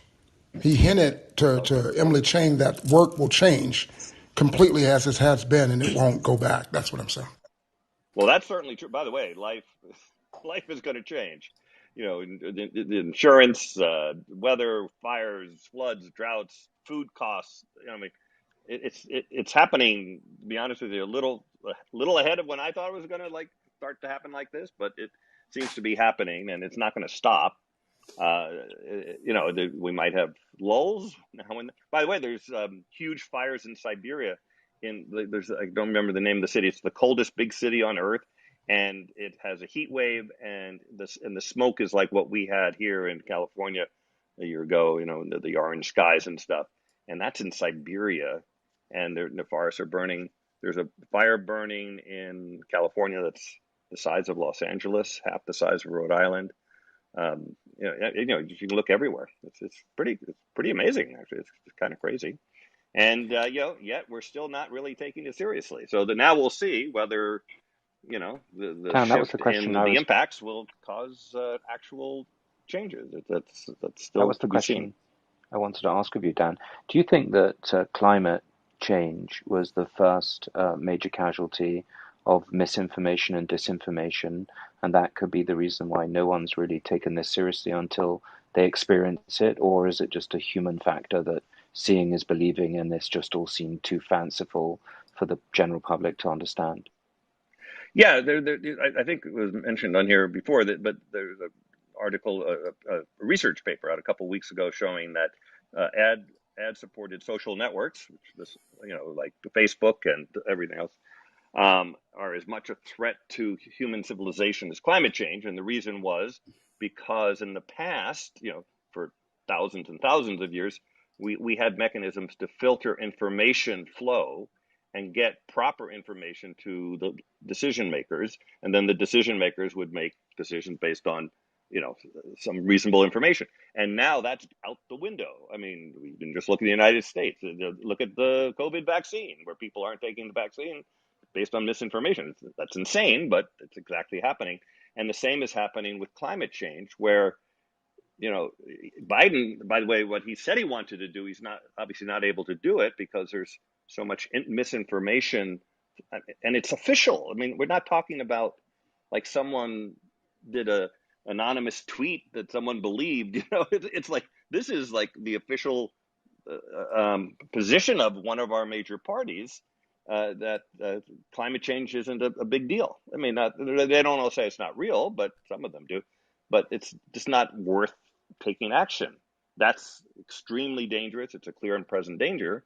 And so the answer to your question is absolutely yes. And I have to say, I was confused when I look. Well, of course we're going to act now, and then we don't. And I realized that when I was a kid, all the information funneled through Walter Cronkite, who was like one of the major newscasters, and there were only a few of them, and dumb information was filtered out, and so the whole country was focused on achieving certain things and doing certain things, and they believed in reality for the most part. But wait That's a second, not true anymore. That's Dan. not true anymore. Yeah, We please. didn't believe them then either. We didn't believe We didn't who believe then? anybody. We didn't believe Walter Cronkite. We didn't believe anybody 30, 40, 50 years ago about climate change, whether we called it that or not. I We think hadn't Oh, I, believed oh, I see, anybody about climate all change. along. I Well, it think was really 1988, but there was stories today, in fact. But 1988, when Jim Hansen testified to Congress and said, "This is happening, and we're going to see it by the end of the century, and it's going to cause all the following things, and that we have to take action now." It was then that really, when that was the first, there was notices, and LBJ was warned, and I have a video from 1958 that spells it all out, but that was really isolated. The public was not really aware until it, really the it late 80s. it's the Right, but stages of grief. we It's the haven't stages believed of anyone. it's the stages of grief, right? I was saying this to Heyman about the whole vaccine. I don't want to go down that rabbit hole, but COVID in general, it's like the stages of grief, right? There's denial, there's bargaining at some point. Like this is the thing, is that human nature is just to deny it because they don't want to believe the problem. Because if there's a No, problem, then they're they have being to do told something to it's not address it. true. I mean, it's the whole merchants of doubt and the Exxon, the funding disinformation, and by the way, Exxon hired the same Well, people Dan, that it's did it's the it's it's tobacco what like disinformation. Dan, and Yeah, I hope to God this never happens to anybody in this room. But put yourself in the shoes. Like you get a bad diagnosis tomorrow, right? Are yeah, you going to look for a second opinion? And like this sure. is what this is what how some people respond to crisis. And I wish I could figure it out too, but I No, I think don't think it's that's that the human case at nature all. behind it. I'll shut up. No, it's not. It's not that case. I mean, you go to the next scientist and the next scientist, and they all said the same thing. Every doctor told you the same exact thing. and then the guy who's mopping the floor That's told you why it's it's not but that's true, why and it's then you called believe him, but that's instead why of it's the called doctor. denial. That's why it's called denial. It's not called acceptance, right? Well, first of all, I think we're all in denial to some extent, right? All humans are in denial about the situation, and even I am, I'm sure, to some extent, even though I try to focus a lot Yeah, with attention water, on it. and I'm not picking on you, but with water, you're kind of in denial, and that's where Tyler likes to razz you sometimes.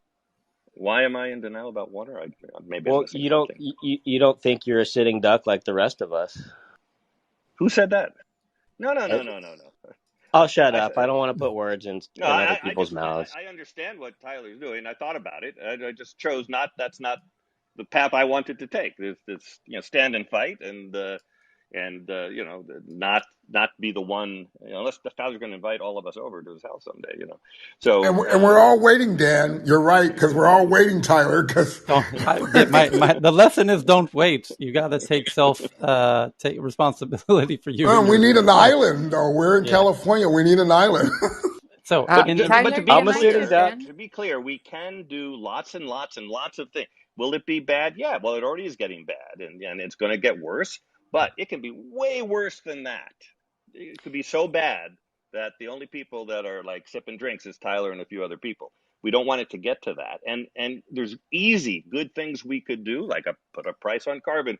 You could do it tomorrow. It would create millions of jobs. It would grow the economy. At so the same time, it would phase out fossil fuels. real quick So, here. and that's easy. And there's harder things to do too, by the way. It's So not all easy, a new but article we on could. the Yeah. Iran issue says Iran's worsening water crisis foretells an environmental catastrophe. In recent days, the regime's state-run media acknowledged some aspects of Iran's water crisis. Of Iran's population of 85 million, about 28 million live in areas with water shortages and are under pressure in this regard, mainly in the central and southern regions of the country. Water shortages have affected all sectors of society, from urban households to agriculture to rural communities.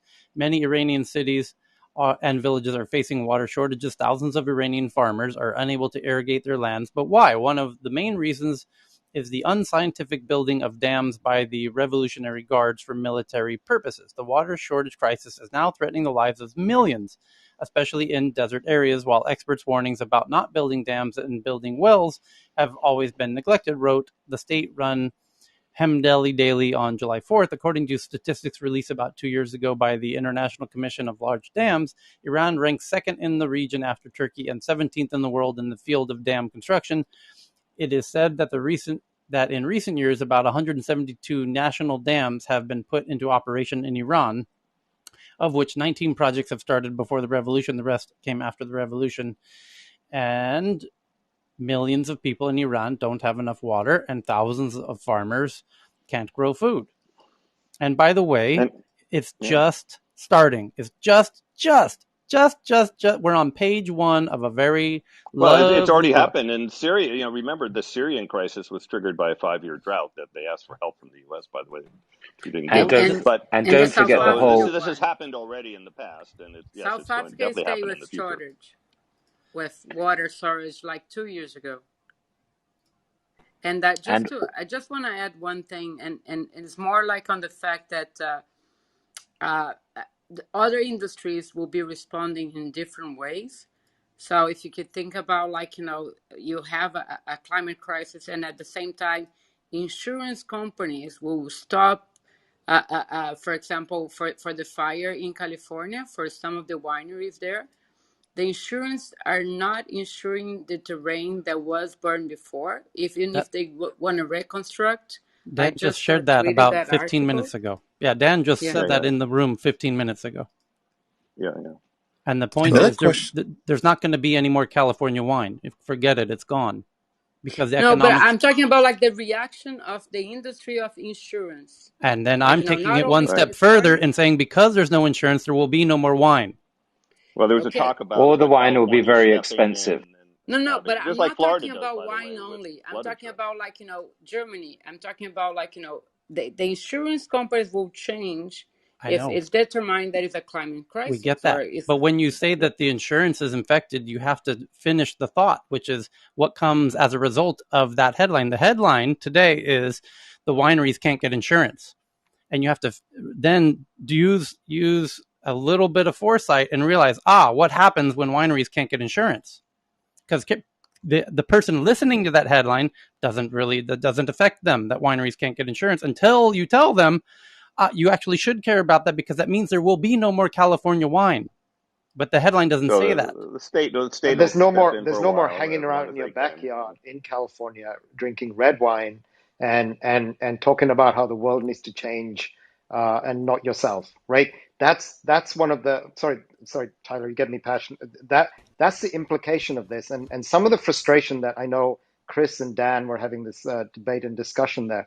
I normally stay out of these discussions, etc., but sometimes I get quite riled up about perspectives that come out that are from people in the West that have absolutely zero sense of how people live in these other countries and how they aspire to new things and other things, and they absolutely no sense of it, and they have it intellectually. They read articles, they talk about it, but they don't actually have a sense of it. And then there's a kind of a sense of, why don't you guys all do the following things, with themselves not doing those things and understanding the implications of all of those, right?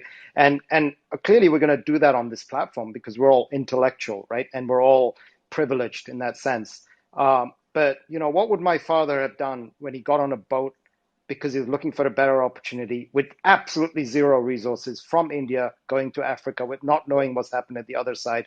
But the fucker did it, right? And that's why I'm here right now. And so one of the things that I get inspired by just hanging out with Tyler and also some of the discussions here is that he does stuff. And then the That's, point he's making is that do something, like yes, actually make a boom, choice, boom. do You some got it. bloody Cal thing. gets it. It's about doing Sorry. things, because you can intellectualize and discuss it to your death. And millions and billions of people are going to intellectualize themselves and talk themselves to death, literal death. They're going to kill themselves talking about, we should get off of this Titanic. We should really get off the Titanic. Well, it's a big boat. Well, what's the steel made out of? Well, how much did they pay for the steel? Where did they buy it? I'm pretty sure the Russians sold the steel to the boat company. Shit, we're dead. Get off the Well, fucking besides boat. doing You your dumb own things to fuckers. Get off of besides the fucking boat. Stop talking about the steel. Stop talking about the temperature of ice. Stop talking about the temperature of the water.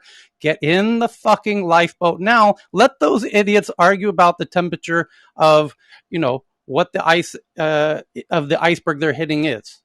Let them intellectualize it all you want. Now's your opportunity to get in the lifeboat while it's still there.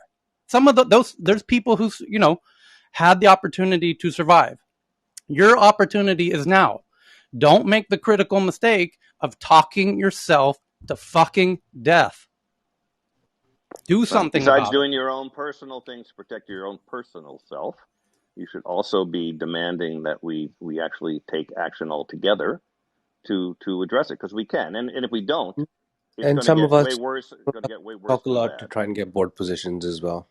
So, I just wanted to throw that in there. So, yeah, that's a great point, by the way, for us. So, other fantastic headlines that people are tweeting in. While we talk about this one topic for the last hour, I now have about 150 tweets that came in, about 50 of which are worth mentioning. So, on the issue of the vaccines and COVID, Thomas found a really interesting one now. According to Yahoo News, that Trump claims that people are refusing to get the vaccine because they don't trust the election's results. So that's the official update from Mr. Trump, that they're not getting the vaccines because they don't trust the election results. And so now you understand why people aren't getting the vaccines. And other interesting ones coming around. Camario gets $4.6 million to connect farmers and businesses in Vietnam, small mom and pop businesses, small businesses, connecting directly with farmers in Vietnam through a very Is it, cute this little is app. You really got to this is see this. Camarillo, California. Yes. No, with Sweet. a K. No, with a Oh, K. sorry. Sorry. Kamereo. Like with your camera. And with your camera, as a farmer, you take photos of your vegetables, and people in your vicinity buy your crops directly. So it's a virtual farmer's market direct from your farm. And you can keep an inventory of what you have. So there's no more need to actually you can do the farmer's market, but now that you're making your own Amazon store out of a farmer's market, in your local areas. This technology, that platform of farmers selling directly to the people in their areas, this to me is one of the most important pieces in unfucking the planet as it exists today. Well, I had a Smaller company supply chain. still there, startup, GeoFresh. But it would be great if they could pre-purchase them so that the farmer doesn't have to go into debt, and then the insurance could wrap around that if there's any disasters. So let's advance that money Yeah, that's not a if we bad can. idea. And then Thomas sent in one that I'm retweeting now about iPhone Wi-Fi threat allows hackers to take over your phone remotely. Here's how to avoid the security risk. Thank you for that, Thomas. Singapore's Grab new service enables users to hail hybrid car or electric car for the same fare as its normal ride-hailing operations. The latest initiative to promote environmentally friendly transport systems as Grab and Gojek commit to carbon zero ahead of their IPO. And that's an interesting point, which is as one of the effects of these massive floods and fires and temperatures is people are going to start changing their behaviors economically. And they're going to start realizing there are bad actors and good actors. And so Grab, this huge tech company out of Southeast Asia, Days here. saying that they're going to be carbon zero by, as part of their IPO is really smart, because then people are like, I want to support the economics are going to come into play very soon. Not only will the economics come into play, people are going to take actions. They're going to find out who the bad actors are, and they're going to burn their houses to the fucking ground, and they're going to explode their fucking factories. That's going to happen. So this is going to get become an eco war very soon. I don't know if you guys understand how the human behavior works, or human nature works. We're going to find that's all. And by the way, that's going to be led by a lot of misinformation as well. So it's going to get wild very soon. Hang on to your hats as the humans will start resisting their inevitable. It's the Extinction Rebellion essentially, but I'm not naming that there's going to be all kinds of factions globally that are going to start taking militaristic eco militias that themselves will be funded by crowdfunding campaigns. That's coming. That's an Okay, all easy I need prediction. is some of those to fly a plane with bamboo around the world for 2 weeks, and we can just solve this thing. And then they can basically blame themselves for, oh no, you Yeah, ruined yeah. biodiversity. Yeah, but we solved CO2 climate drawdown. That's all Chris, it takes. I'm actually interested in you and I riding up that deck and going Yeah. to Chamath and Chris I already got one for Benioff with things. I got a whole marketing campaign and a whole like pitch deck and everything. It's great. I'll show it to you sometime. It's a lot of fun. It's got cool drum beat music in the background. It's fun. Yeah, because they've got billions dedicated to figuring out the best, funding the best solutions, and I think we could get funding Yeah, for let's that. follow up So offline with stuff. You got my email in my bio. yeah, so we covered Grab, and then Japan is using now. I love this one. So just retweeted it. You have to see it. It's a video, and that you can see it on the Twitter account. I just shared it, and thank you to the person with the Arabic name that is written in Arabic. And unfortunately, I can't read Arabic, so. But this Japan is using augmented reality to teach children the dangers of floods. And so they put on AR glasses, and all of a sudden they look around their classroom, and they're up to their chest in water in the classroom. And we can now force empathy ourselves into the situations that we likely will be in if we don't start acting now, of being in the middle of floods and fires and etc. So let's go ahead and put on the AR glasses and see the world 30 years from now with ocean level rising, and the people of Miami will realize they're living waist deep in water 24 hours a day, and that hopefully will encourage people to take the actions they need to take now, which is why I love this. Japan is doing this with school kids. AR flash flooding, kind of wild and very cool. And COVID-19 pandemic sparks new law banning after-hour work emails. Before the pandemic struck in 2020, a movement to help maintain a healthy work-life balance was building around the world, and technology was increasingly blurring the lines between work and home. Because now that everyone's working from home, it's hard to blur the line. The lines between work and home are blurring, and that's why we need new rules about when you're working and when you're not, because you're essentially working all the time if you're at home all the time. So that's why there's new talk of new regulations to actually put time limits on when work emails and work messages can be sent. And in Scandinavia, we already do this, although they're not laws. We just culturally, you're not supposed to send work emails after work and or during the weekend or during the 6-week summer holiday that all of our Swedish friends are enjoying at this moment. So it's very culturally unacceptable to send work emails during this time. Anyway, but it's I think Americans will need, and other parts of the world will need more than just cultural norms and turn it into laws and whatnot. But it's a really interesting concept. And then our friend Raman sent in a really interesting photo of robo taxis have Google and Amazon. Oh, talking about robo taxis, have Google and Amazon backed the wrong technology. An evolutionary approach to building driverless cars is challenging the companies targeting a moonshot solution to full automation, is the article from FT. So I will tweet that out now for everybody. And there's a big debate around what is the right technology for automation. Since Google launched its self-driving car project in 2009, the biggest challenge has been one of technology. Can it be safe enough to deploy at scale? That dispute is over. Google's project, now branded Waymo, has experienced only minor incidences about once every 210,000 miles since 2019, when it began operating a driverless service in Phoenix, Arizona. Cruise, its GM-backed rival, received a permit last month to begin commercial operations in its home city of San Francisco. Both groups are valued at more than $30 billion by the most reputable names in venture capital and tech. What these rivals are not doing, however, is conquering one metropolis after another, the way Uber deployed in hundreds of cities within 4 years of its launch. The costs are just too exorbitant, the test hours too prolonged, and it remains unclear whether there is really a business case for shared robo-taxis. Meanwhile, a new threat has emerged. Suppliers of advanced driver assistance systems, or ADAS, a bottoms-up approach to building autonomous technology, are making massive strides. They already have a great business case, generating profits as they sell their tech to car makers, constantly upgrade their systems, and save lives along the way. Several experts say that the better pathway to scaling driverless tech say that this is a better way to scaling driverless tech. If they are right, then the central risk of the robotaxis hopefully is not whether full autonomy can succeed, but whether an entirely different approach to the problem will get us there first. There's no more dispute about whether robotaxis are real. They are real today, says the chief executive at Motional, the autonomous driving unit of Hyundai.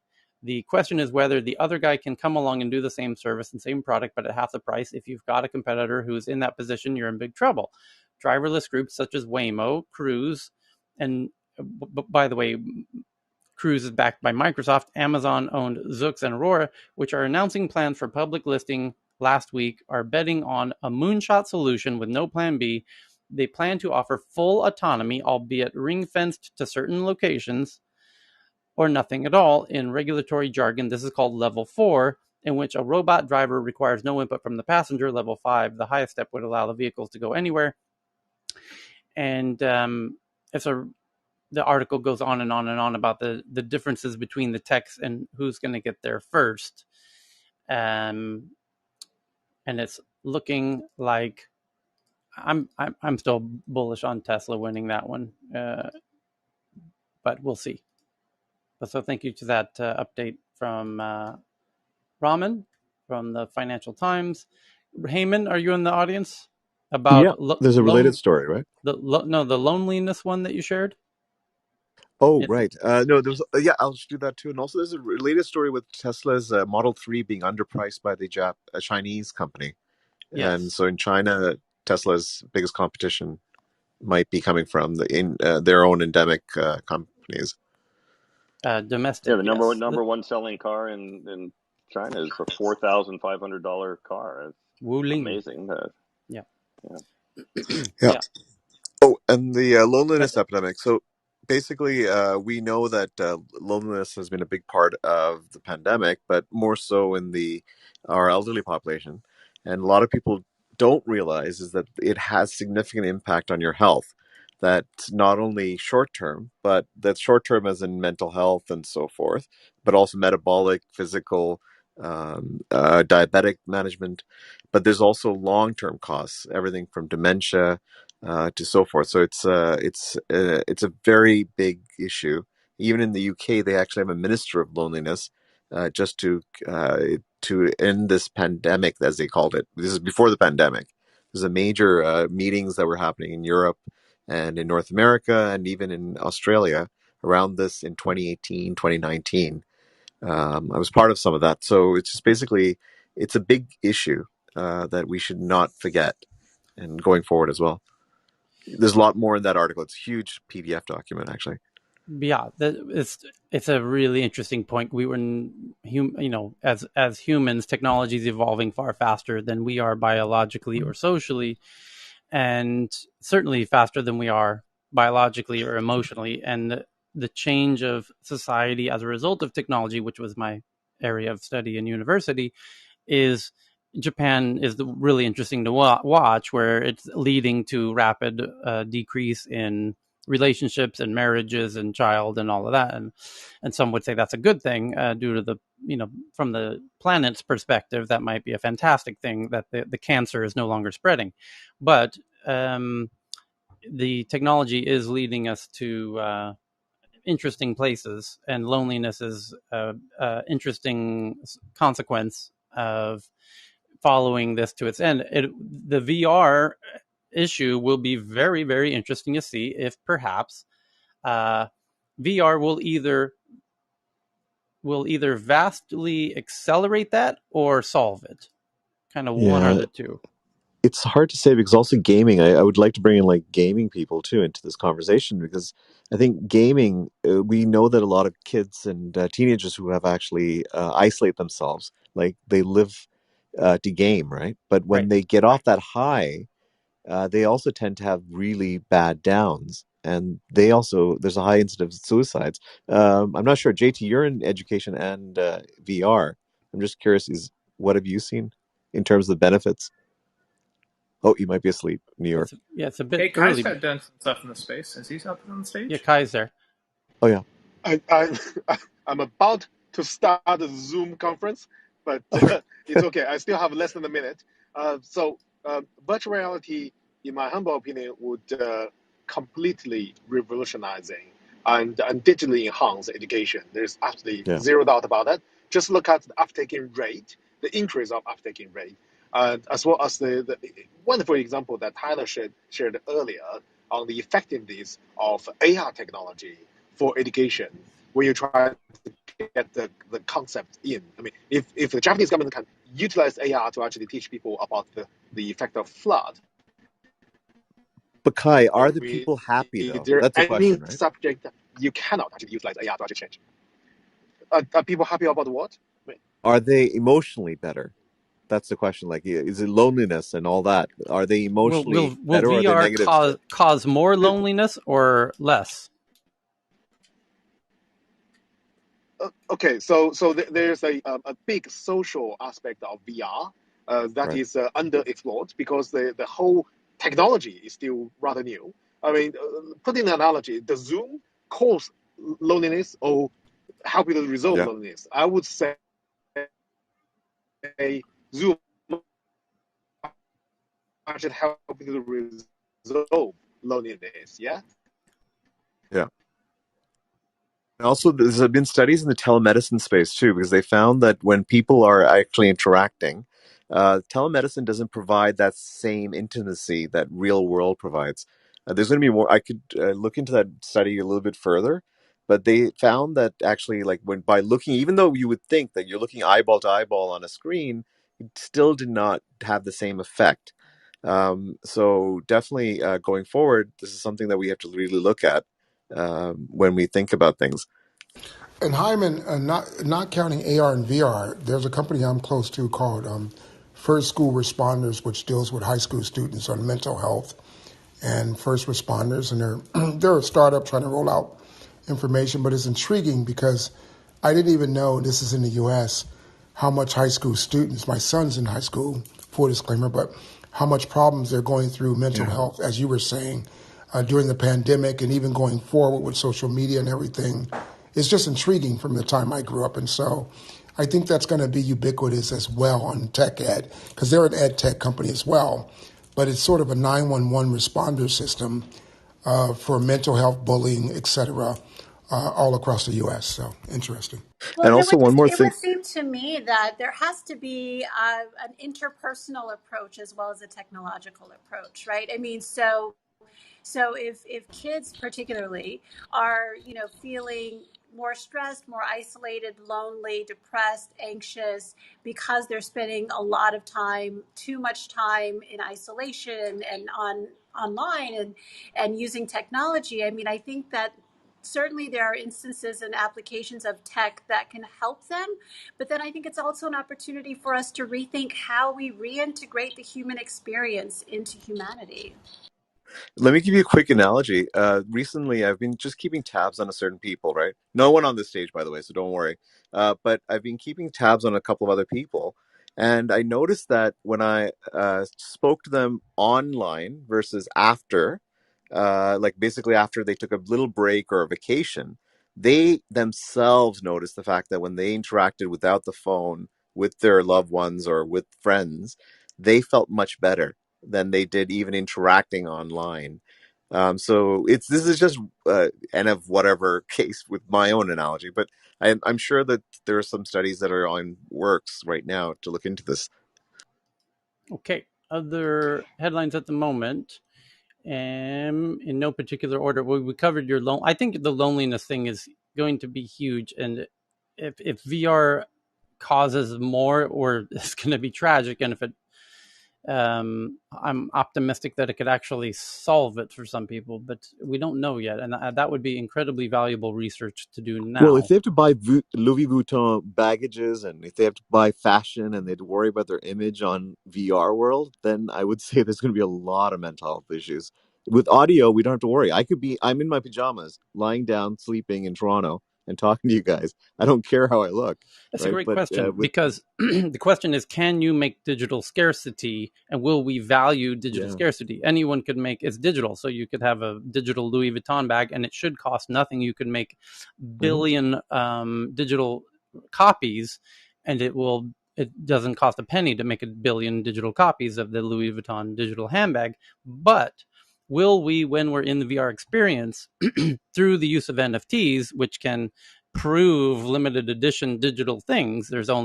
I've got this NFT of these Gucci shoes, and there was only 1,000 of them made, and now I'm showing you that I've got one of 1,000, and that's why they're valuable and they're still expensive.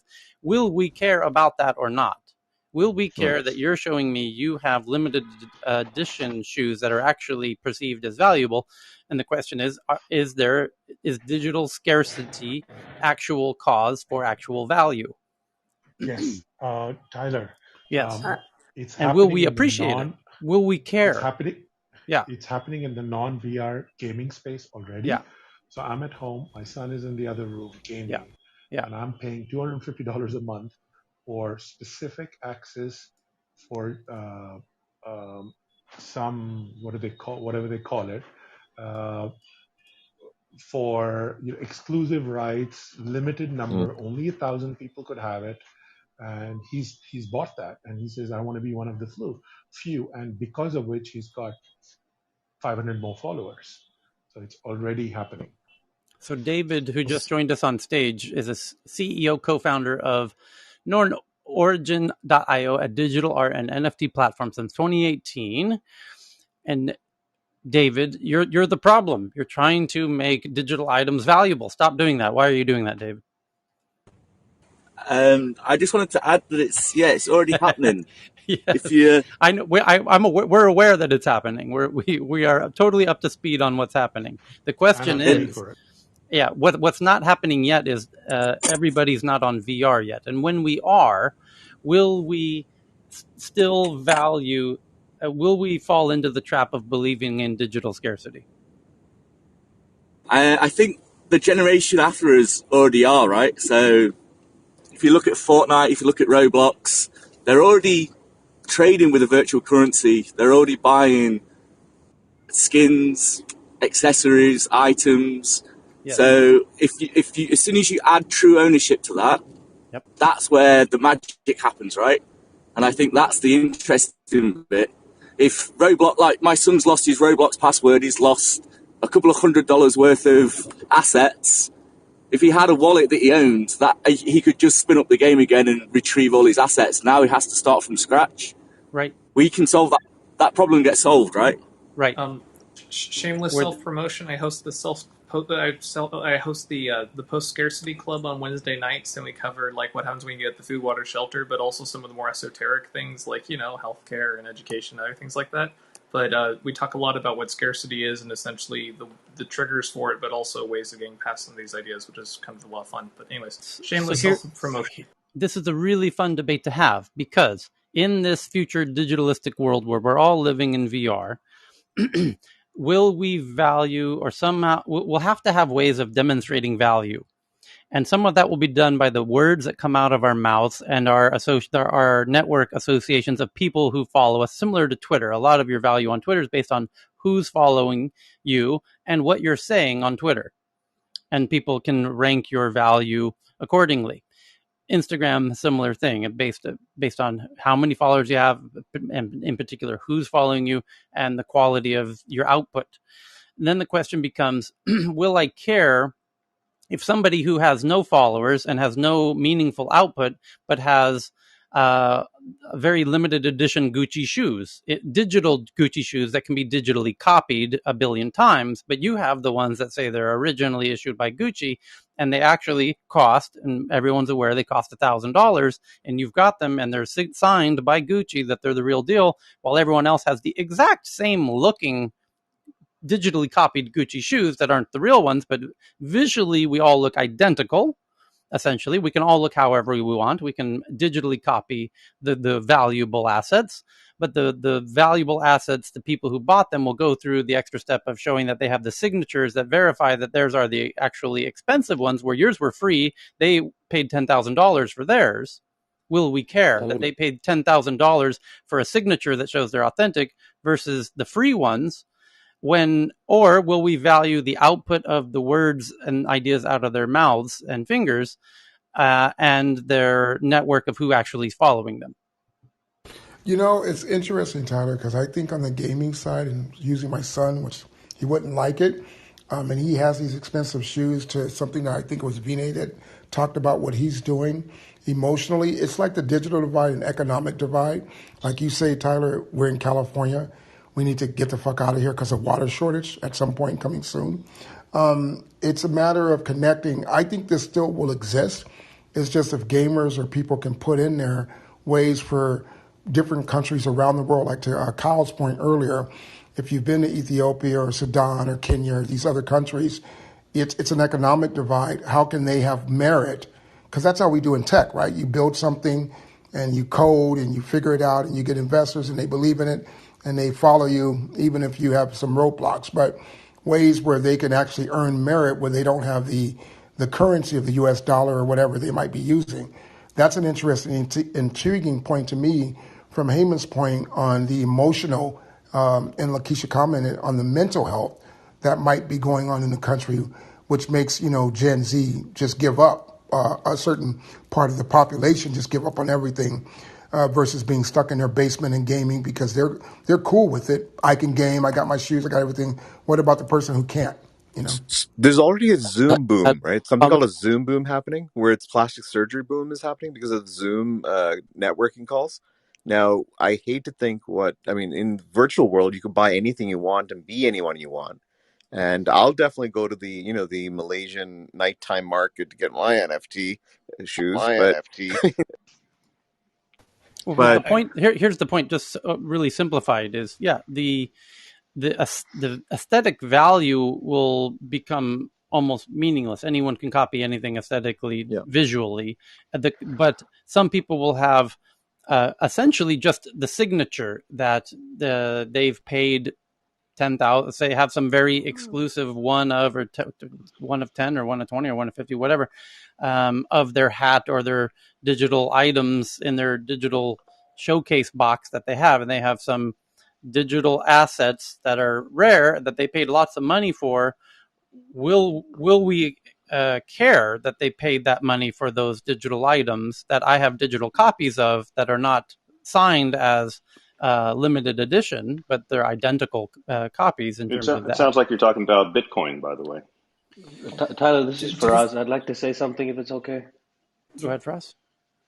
So, in certain cases, what you're saying is correct, where there will be copies and there will be that digital scarcity element falling in. But then in certain cases, there's brands which are actively managing this with only and only if you buy the exact price of a product are you going to be able to get the Right. digital version of it, That, and you're going to be able to get the physical version of it as right. well, right? So in that Right. case, that doesn't Oh, yeah. apply. With or And without the physical version. Yeah.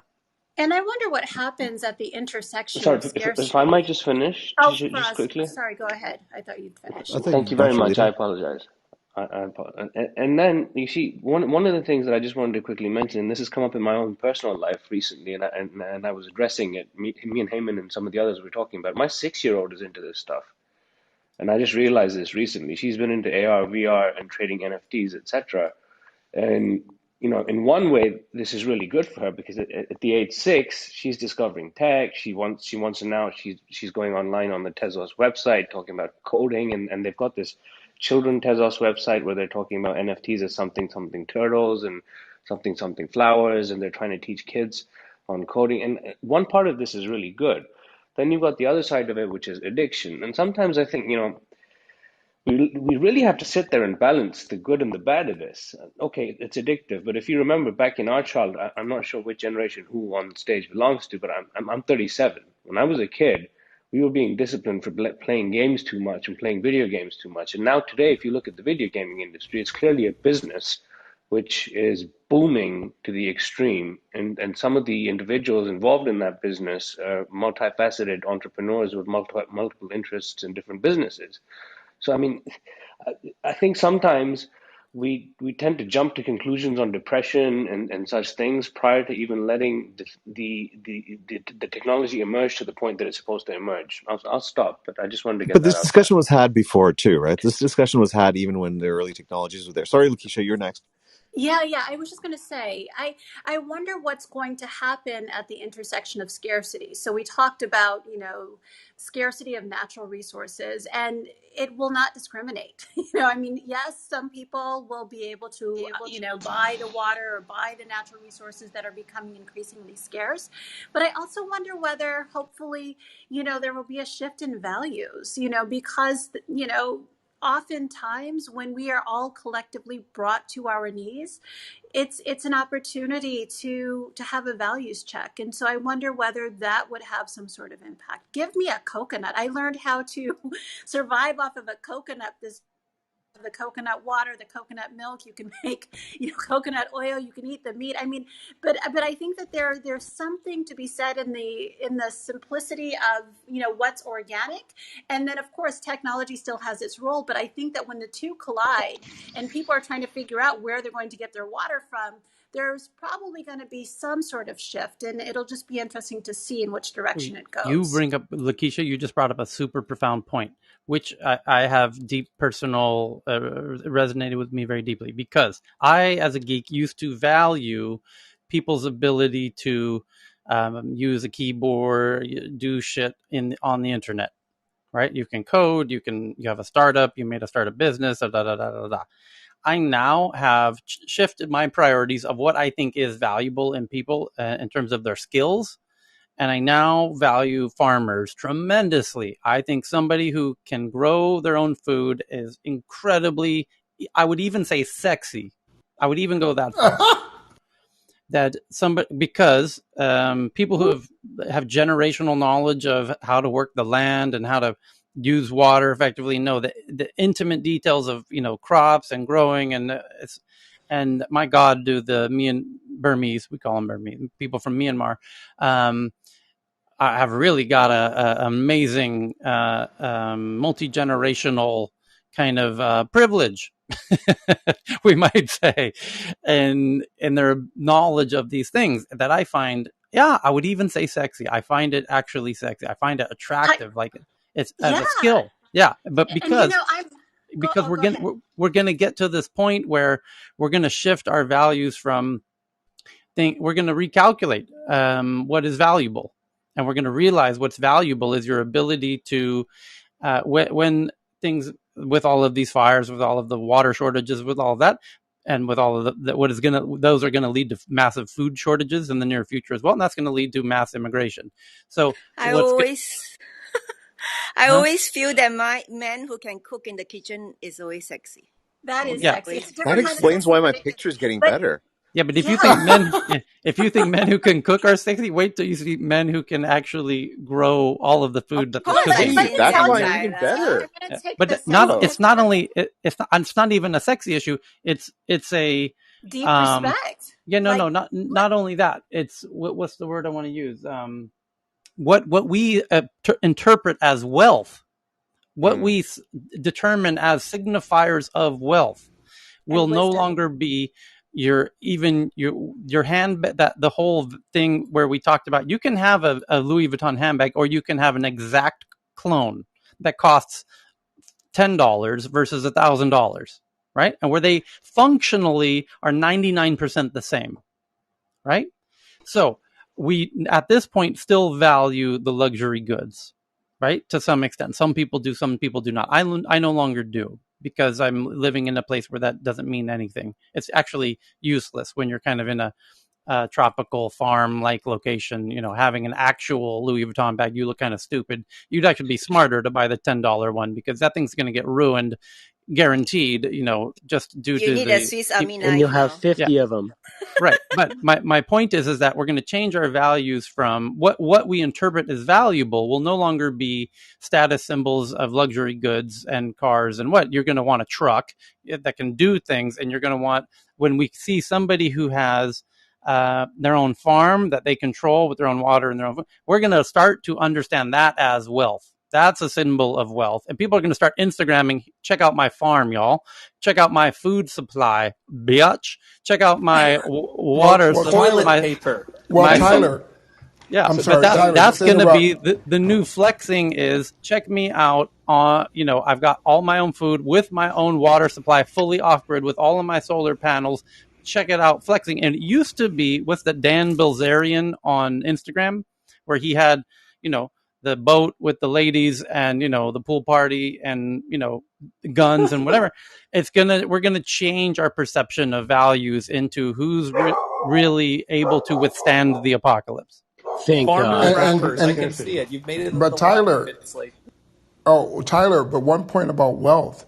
Bill Gates, I believe, is the number one or largest farm owner in the U.S. as of the last 3 years.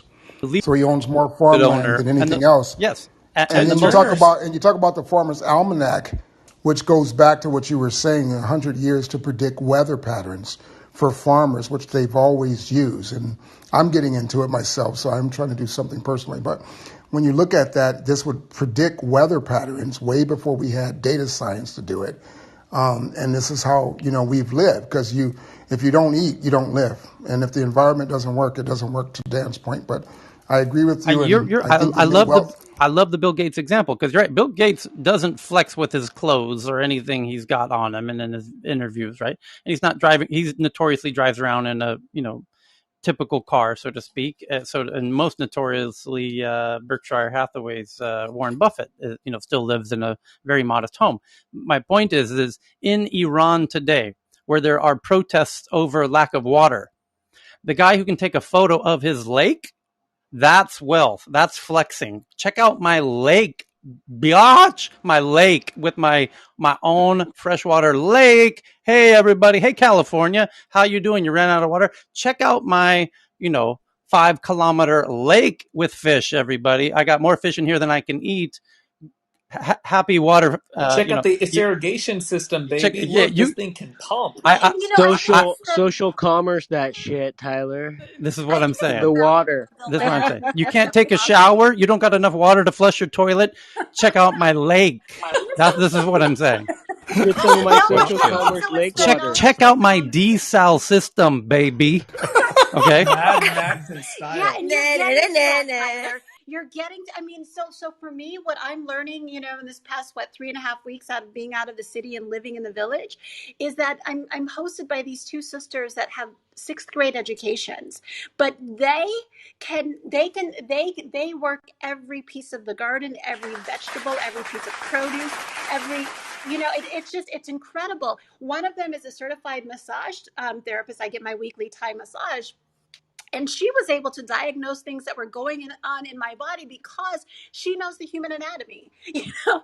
And so it's, you know, I spend so much time with people that are really, and I think Cal brought it up earlier, you know, people that are highly intellectual, but they don't do anything, right, as opposed fucking to men. learning alongside people who don't have formal education and they're working to catch up. They're in their 40s, and Yep. you know, they're I mean, I have so much respect for them, You, and I learned so much from them, you know, at yes. every occasion. It gets But worse. yeah, Lakeisha, you're down near Hua Hin or on the other side. So you're going down the coast, right? yes, I'm Right. on your, And yeah, you're yeah, oh yeah, you're on the other side, Rayong. Right. So you're getting around these Thais who you say don't have traditional formal educations, but are incredibly educated in other ways. They found other brilliant, right. so To a wise, degree that you're like, holy shit. You right, guys have tapped into this knowledge that we previously overlooked and ignored and thought was not valuable. And now you're realizing, oh my God, that's actually really valuable information that you have now that the game is changing, now that we're running out of water or food or whatever. Like now you're thinking, wait a minute, I want to be around you when shit's hitting the fan, right? That's what you're thinking, right? absolutely, Right now, absolutely, move, go deeper into that, because we're that take that down that logical timeline, and as things, you know, as this climate change stuff starts to get nastier and nastier and nastier, I think everyone's on board with that, and then you realize, I want to be around people who can make water come out of rocks, who can, you know, grow things in a desert, who to them it's trivial. They're masters at it.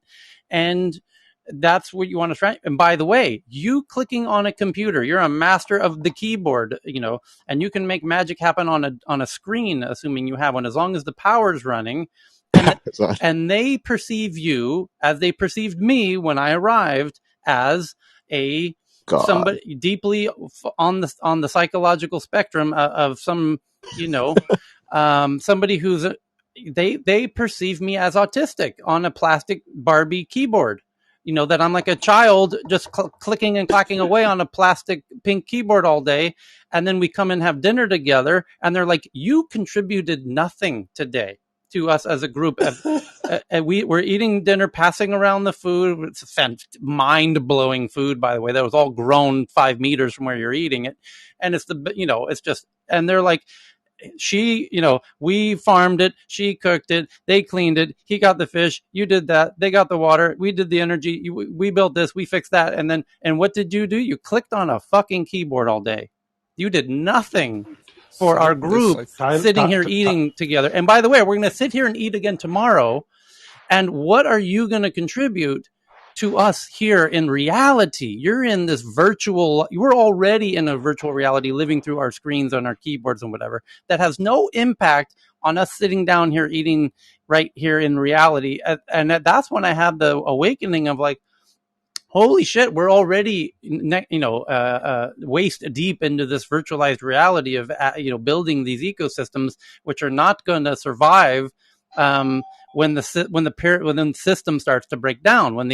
As soon as the energy goes out, this little virtualized digital world that we spend a lot, you know, all of the fintech, all of the medtech goes down to basics again. That whole pyramid crumbles very quickly. Tyler, Tyler, on that it's topic like though, how it's do you? like sorry, it's No, like go it's on. like the war for talent today is for coders. The war for talent in the future will be for farmers. Dubai will be giving out 200,000 golden visas for farmers to come over. Oh, Right? that's a funny prediction, but not so funny. You're right that people are going to This start is realizing, holy shit, we need farmers. There's going to be the farmer is, you know, when shit hits the fan, is going to be the real valuable source. Sorry to interrupt you, This Ben. is But 18 this is 1800s America, you know, agrarian versus industrial society. You know, we went you know, it seemed like we were going the right way, but Well, now yeah, we went so far it's you like, know what man, I just we read. need to make a big But U-turn. you know who's gonna in the the West, Amish are gonna have a bit of a last laugh, right, when shit starts really hitting the fan, right? And Oh then no, yeah. and then Yeah. they're gonna get mobbed people are going to realize, you know what we need to go do is go jump on the Amish train over there. I mean, Let's go. They got some food over there. They know how to. they They're do, and they do stuff with no electricity. They're using compressed air power, things like that. Things you read like someone will tweet you soon enough, like, oh yeah, there's a way to store energy with compressed air, and it's like the Amish are there laughing the entire time. And And there's a offering the couple of Right. Bitcoin and Could I offering the jump in at some Bitcoin as point? access is not going to do it. There's also, there's something that all of us on here who use the keyboards can also do. You're right about learning farming for your individual survival. That's great. But the people on this platform are quite influential and can reach out to others. And therefore, there's lots we can do. We talked about disinformation is stopping us from doing it. It's one of the big things. And if we can get together here and actually use our influence to make changes, then it won't get so bad. I mean, it's still going to get bad, okay, but we really want to stop it from getting as bad as it could get. And I will remind, like, it was a long time ago, 250 million years ago, where the weather, where it got 6 degrees warmer, and 90% of all life on Earth perished. So I don't know if your farm's going to help you then. Now, So hopefully, we're not going to get close to that. We're at 1 degree now, but we really should be working very, very hard to keep it below 2. People will not be happy with 2, by the way. It's going to be really bad, but it's going to look like a walk in Actually, the in park Canada, it's compared to not bad. 3. It's actually will improve our agricultural, but the point is, it's the world's China going to be too. impacted Russia though. too. That's the key thing. Russia's okay. I noticed a lot of fires, and I don't think Canada agreed with you last week, by the way. No, That's but it's just No, actually we've been politics having a rejuvenation. I'm good not worried. round It's of it. but carbon sequestration will happen too with that whole situation because it's all we're just fighting fires where people are living, right? Ultimately, this is natural, but I mean, the key thing is it's how we develop that land, right? At least from the discussions I've had with agricultural people, it's Well, actually how we sequester that carbon inside the soil and move forward, and how we build up from it, not to do monoculture and so forth, and And build You've got better. Dan, an and optimistic view of things, I and think. Oh, I Dan, have the but to be. Dan, You have to be. yeah, and Dan, I'm with Heyman and to Faraz. We just all do our part, and if you can, keyboard, be on the board director, be involved in a startup. If everyone does something, and that's your way of life, the dominoes will fall at some point at least, or we don't have anything else but hope, like Heyman said. So, Yeah, but the at one some thing point, I'm really worried about that we're not talking about is the fact that water, if we like all these big enterprises, they're going to be pricing water. And I'm worried that water is going to be as costly as insulin, if not worse. Because I'm not saying it's going to be that bad, but I'm just Karachi, saying that Pakistan. people, yeah, I It mean, will I'm be. just It will worried. be Like, you that think of bad. the big entities that are actually going into even South America and buying up water rights, and they're taking over systems that were working publicly, and they're just buying it up. And that's what's going to happen in the States.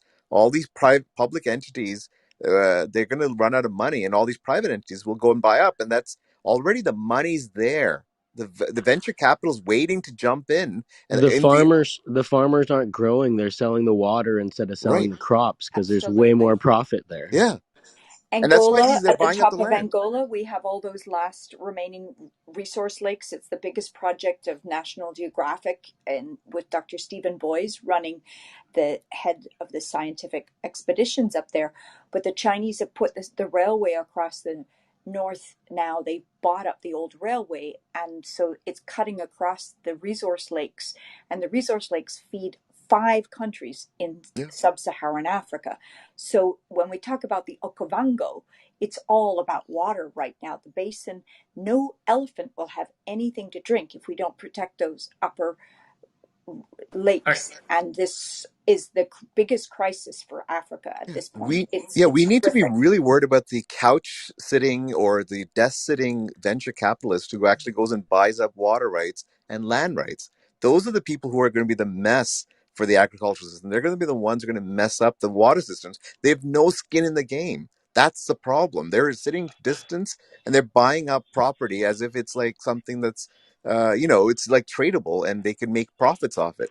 That's the I, scary part. Hyman, I've got I a again, we've got to be scared. It actually is happening. I don't know if you've It seen the is number of exactly. the water ETFs that are out there. I personally am working with two organizations that are trying to prevent their acquisition by a hedge fund from the US here in India. There's a hedge fund in okay. the US that's trying to acquire a water rights company here.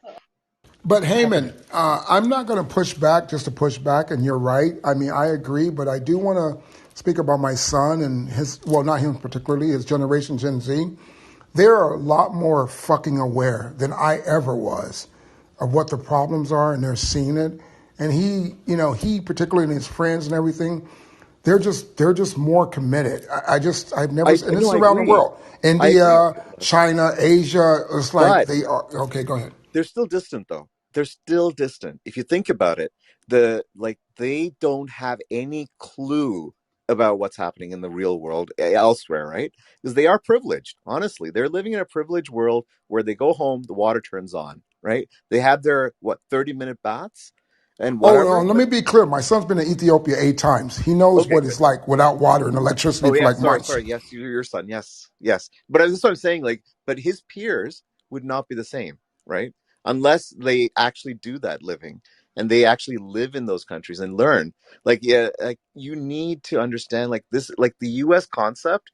Like that's why I always push back on sometimes. Sorry if I come across that way because I was born in Sri Lanka.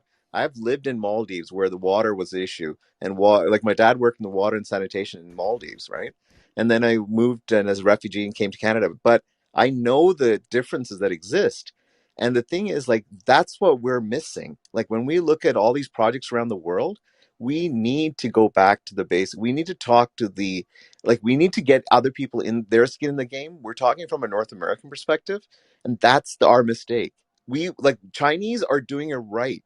They are actually going and putting skin in the game on the land. If you go and speak to I remember Chinese developers in Maldives back in like 1990s, early 1990s. And as a kid, I was like going and meeting all these guys. They were developing water systems with the WHO, and they were having skin in the game and doing it. And they actually understood, right? Because they're coming from the same environment, same background.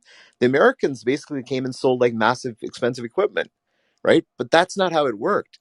The ones that won the projects were the Chinese. Like this is I'm talking with my Hey, dad Heyman, later I on. appreciate the trashing of North America. I get it, and everyone gets excited. We did that the No, other no, no, day, no, and not that. They everyone have jumps good on. No, systems. can I'm I not finish fully my trashing statement? it. Can I'm I not can fully I just trashing finish? it, but it has to be I like Heyman, they have to can I just understand the finish culture. my statement? Finish I mine. mean, like I haven't like you've talked for like 10 minutes, and I haven't said No, I one thing, haven't. and you just talked over me. Like, No, I haven't listen, though. I I'm haven't in a talked different about it. mood today. I'm gonna talk, okay? Like, Okay, listen. sure. Go So ahead. no, I mean, like you can't just talk over me. Like, you fine. Like, here's you've started like how can you come up with a statement and say the Chinese are doing it right No, when I said in everything that we've heard about situation. how they are Hold on. taking control of countries that are basically wrongly everyone else is neglected, right? Hmm. Including Zambia, where I lived until I was 14.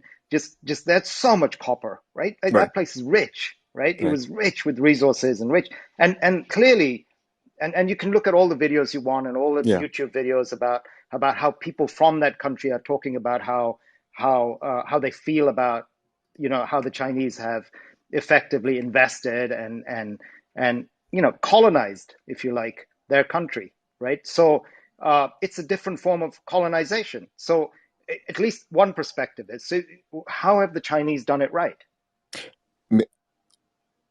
Well, I mean, my point is with the Chinese is this.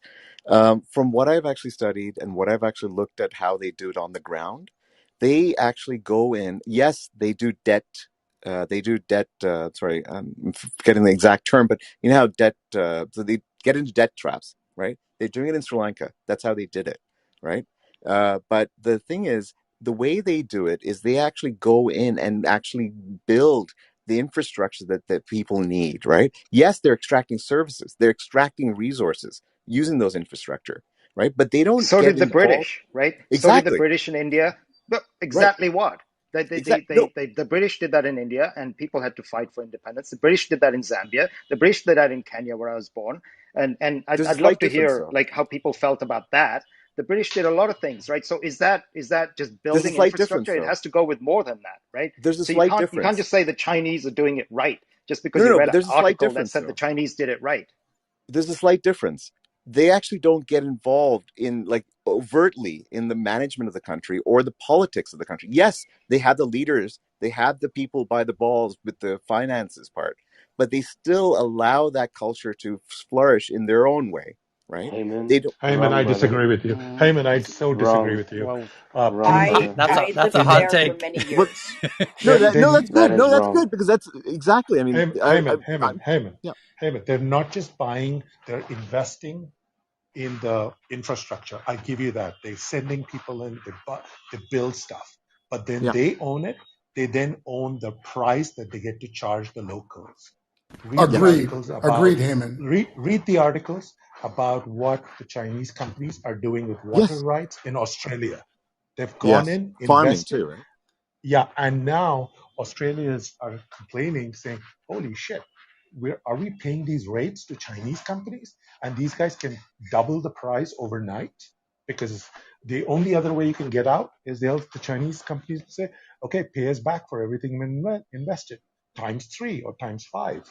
So it's not just this is water colonialism, But just like Vinay, Cal said, it's water colonialism. I don't want No, to. plus, Sorry, they Vinay. they I don't do want to take any more control the minutes, but government. They do control the governments. Look at everything around the Belt and Road Initiative. What they're coming in and doing in Pakistan. What they're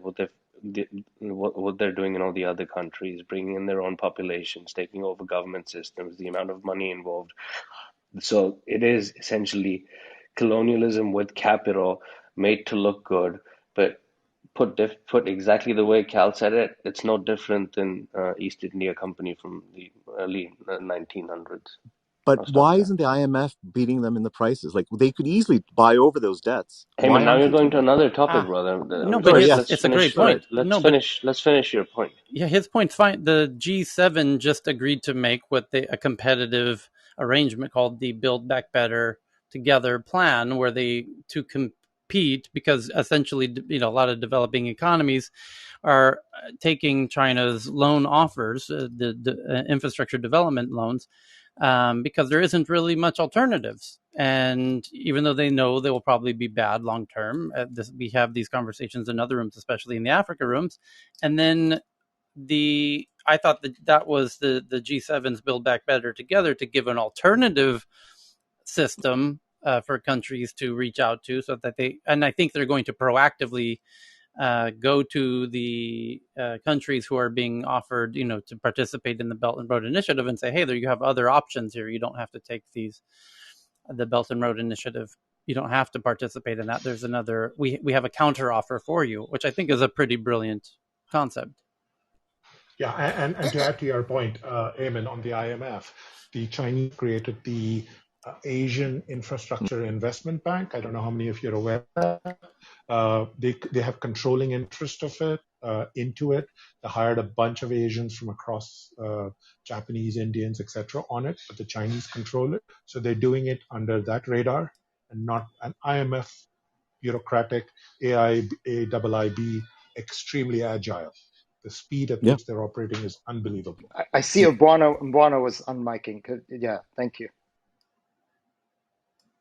Umbuana, were you unmiking or? That might have been me, Cal, but I was saying that. No, He no, was on miking. Oh, no. Hang on 1 second. Umbuana, were you Can you unmiking? hear me? Yes, I was on Oh, mic. Can you hear me? yeah, we can hear you. Yeah, so I was going to add some color to this because I am on the ground and I am American educated, I'm American educated, and I have been caught at the crossroads of the whole Western versus China debate. And I remember, I think I said this in another Africa room, but I'll never forget the day when my dad kind of he's a long time civil engineer, structural engineer in Tanzania, one of the earliest entrepreneurs, built a business in Tanzania around, building the biggest infrastructure in Tanzania, mainly commercial buildings, but some roads. And I'll never forget how happy he was when he said that he was working more with Chinese contractors because they were much faster.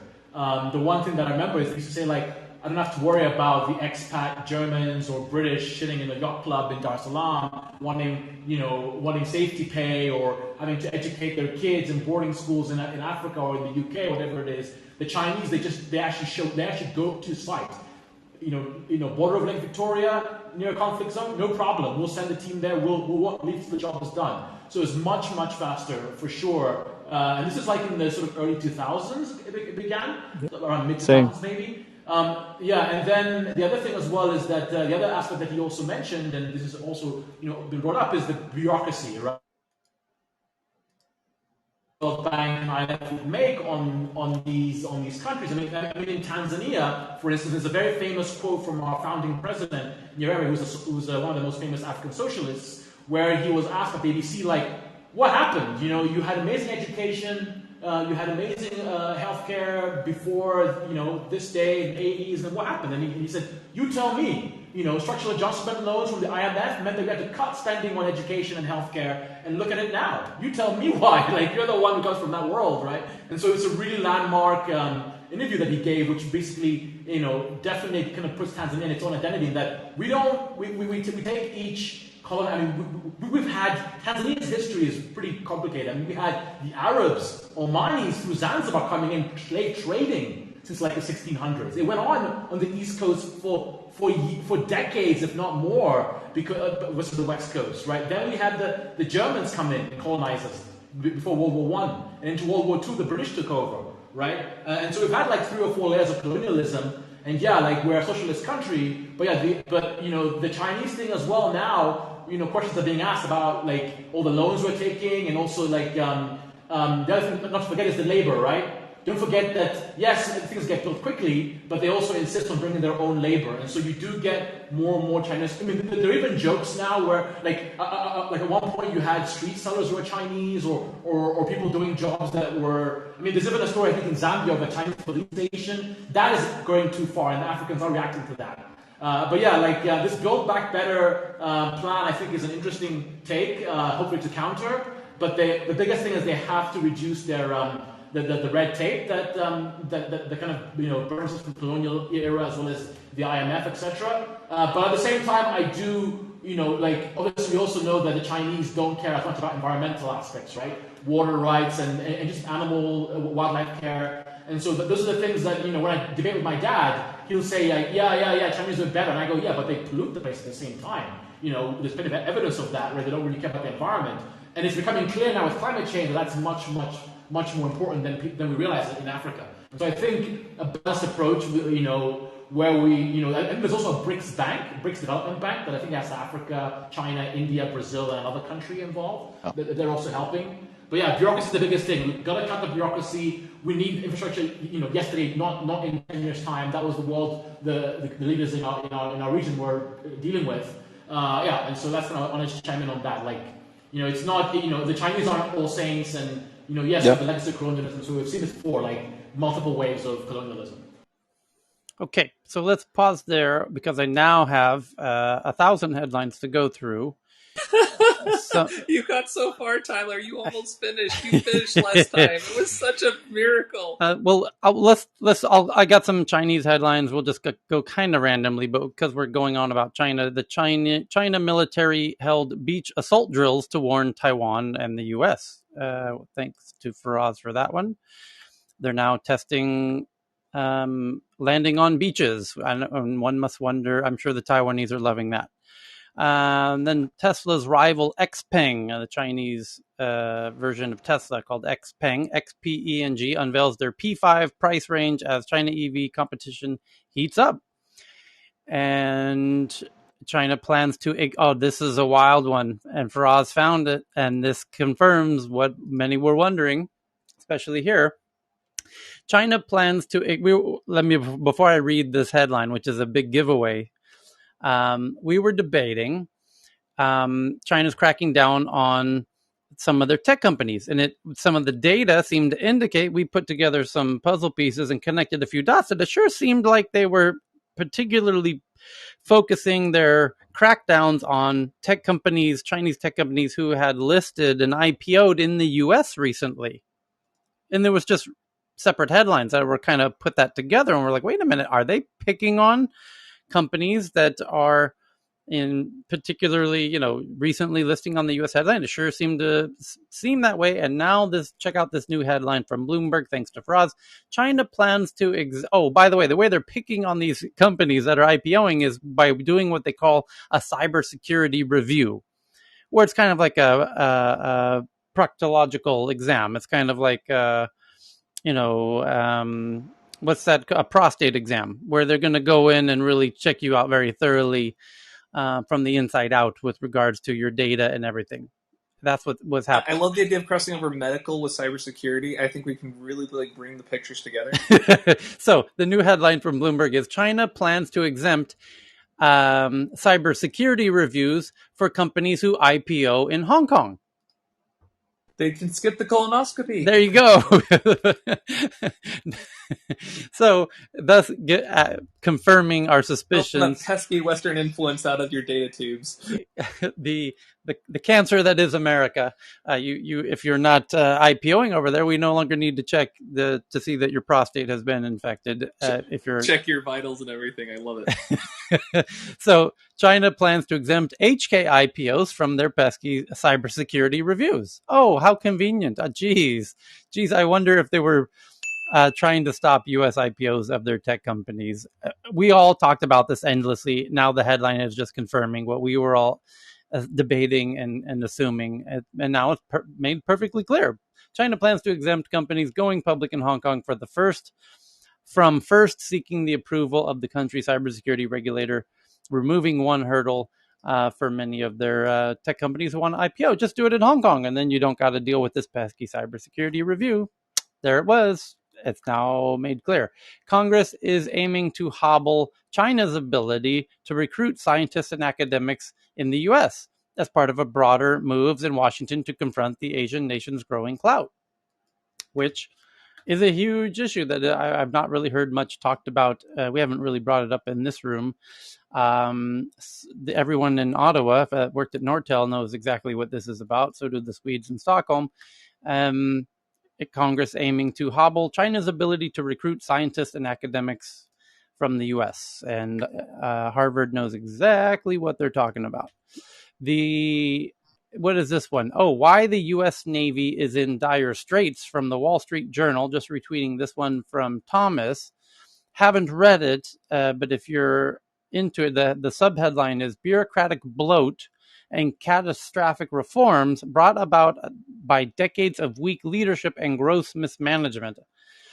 After a succession of presidents ignorant of and uninterested in naval affairs, there is an emerging realization around the world that the U.S. no longer possesses naval superiority and could lose a war at sea. This is no surprise. It is a result of bureaucratic bloat and catastrophic reforms brought about by decades of weak leadership and gross mismanagement, they say. So that could be a problem, especially with regards. Yeah. Quick news take, quick thing. So those 80,000 fishing boats that just so happen to have military civilian fusion and China with stuff, that would qualify as the world's largest navy. Now, to be fair with things, USA for World War II, we had the Merchant Marine. Again, one of those things to get around those pesky little treaty things about how much tonnage ships can have in their navies. We had civilian, basically, vessels that we say in a time of war we could just basically seize these and then magically they become military overnight. China basically studies history very, very, very well. And this is one of the strategies they've used. What's really bizarre about this is where military has actually figured this out for a while. What's really bizarre about this is how this didn't make its way into the larger civilian conversation. And it does affect the posture of where things are politically. So they've seen this problem for a while, but then they just say, oops, guys, guess what? This is a thing. Another thing is that many of these fishing vessels basically have military officers. If you look at essentially how they do fishing fleets on different boat waters, you'll basically see organized tactics with essentially for things and communication systems and all sorts of fun things. So anyways, that's a whole other topic, but it's a fun one. Then there's 294 vessels in the U.S. Navy, give or take a few, plus we have other facilities in there, and so that aren't counted or aren't being counted for. So I do think we still have a lot of strength. The 800 military bases you might want to count those too. But and Chris, I'm sorry, Tyler, just to ask, maybe exactly. Chris, a good room would be military news, because I think you're right. There's a lot of that. I was in the Marine Corps, where there's just a disconnect from the old generation, and a lot of bureaucracy and crap in the U.S. at least. And I'm assuming, Chris, you're in the U.S. I don't know. Second Chris. But that could be a great room for tech news, of military news and tech and what's really going on. So the U.S. Congressional Committee on Thursday passed a legislative package that includes several bills to bolster ties with Taiwan, is the headline from TaipeiTimes.com. And it looks like we're So, shaping up for some Tyler, fun just times. Yeah. real quick about the Taiwan situation Uh-huh. and how this kind of relates to the dollar is that, the more weapons we sell, the more use of the dollar there is. So, a lot of this really plays into that as well. Mm-hmm. Okay, so on a lighter note, although this is getting down to the real serious news here for a second. Subway's new sandwiches taste as vile as the old ones, food critics say, and I don't know who these people are, but Subway's largest menu update in history was officially unveiled yesterday across the country, and the chain gave away million free sandwiches. And hardly anyone wanted them, is the report. This came after the menu update and a push to promote new items like new bread recipe, which may have reduced sugar so that it's not technically cake. Subway's And does it not have the shoe polish that it used to have? The chain emphasized a new bread recipe for two of its most popular loaves, new and improved proteins like thinly sliced turkey, steak, and rotisserie-style chicken, as well as new toppings like mozzarella and avocado spread. But according to reporter and food critic Steve Kuzo, the upgrades won't be winning over any customers. In a debut day review, he proclaimed the new menu items as taste just as vile as the old ones, quote unquote. They have professional Subway food critics. I had no idea. Where do they find these people? Kuzo Fuck it, I'll eat it. conducted a taste test of the new subs for his New York Post and penned quite a negative take on the struggling chain's superficial makeover. He tried two brand new subs, one returning favorite, and the chain's currently most controversial sub, and gave the food a literal thumbs down. The new steak Cali and turkey Cali sandwiches served as the chain's new improved Italian bread were the first ones on his agenda. It sounded like the bread upgrades didn't quite deliver. Kuzo calls the crust mushy and the centers doughy. The fillings weren't much better either. Chunks of mealy steak looked and tasted like 4th of July barbecue leftovers, he said. Oven Fuck it, roasted I'll eat it. oven roasted turkey is sliced deli thin, but the flavor's even thinner, tasting more like paper than poultry, he says. Okay, all right, got two questions. He One, called is this hang on. I just can't believe the gall of this guy. He says he called the new hickory smoked bacon a flavorless affair. No. Chris Cuomo, what's this guy's name? Chris Cuomo, what's his name? Jeff? He doesn't Chris? deserve to wear the name of Chris. Who?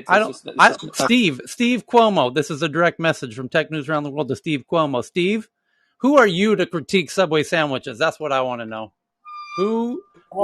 Here's an important thing. If they've publicly traded, could this be the next GameStop? Could this be the next, shorted company? There's a whole scandal, just news headlines. It could be done right Interesting. here.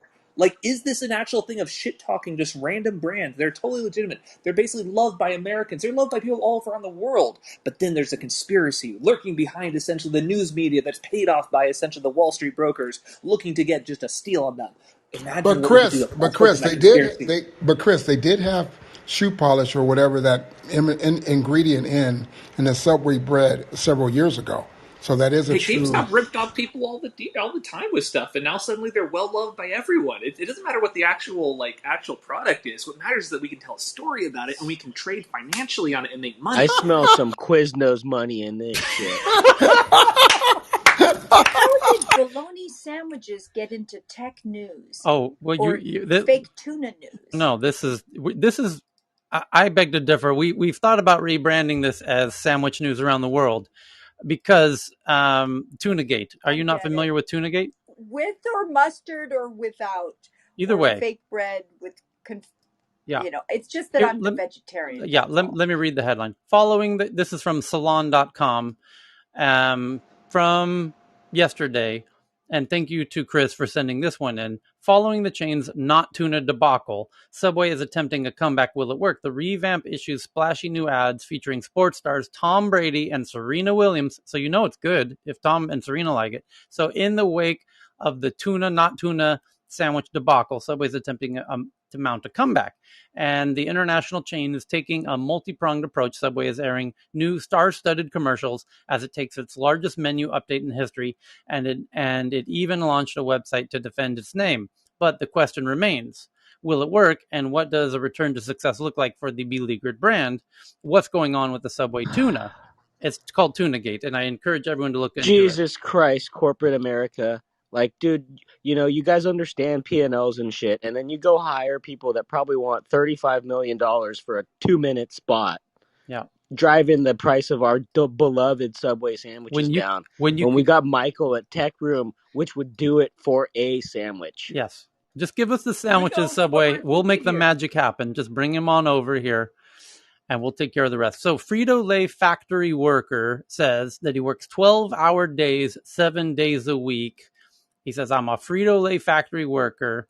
Hundreds of workers are at the Frito-Lay plant in Topeka, Kansas, are striking for the first time because they work 7 days a week, 12 hours a day, 7 days a week. Take that, China. This is 997. They do 996. We're doing 997. Not to be outdone. Hundreds of Frito-Lay workers are on day 9 of a strike at a production plant in Topeka, Kansas that makes Fritos, Tostitos, Doritos, Cheetos, and Funyuns. Am I the first one to realize that all of those names rhyme? It never occurred to me. Fritos, Tostitos, Doritos, and Cheetos. And Funyuns, which no one eats anymore. Those are nasty. But and Tyler, this loops right back to about this, the 6-year-old Thai kids that can do all those things. Yeah. And how we can't even open a Doritos bag at that age. In recent days, the appalling working conditions at Frito-Lay have gone viral on Twitter, fueling a national conversation about the leverage low-wage workers have at this particular moment to demand more from large corporations after years of stagnant wages, few opportunities, and a deadly pandemic. Many of the 850 workers at the facility say they work 84 hours a week. 84 hours a week. That's like a startup.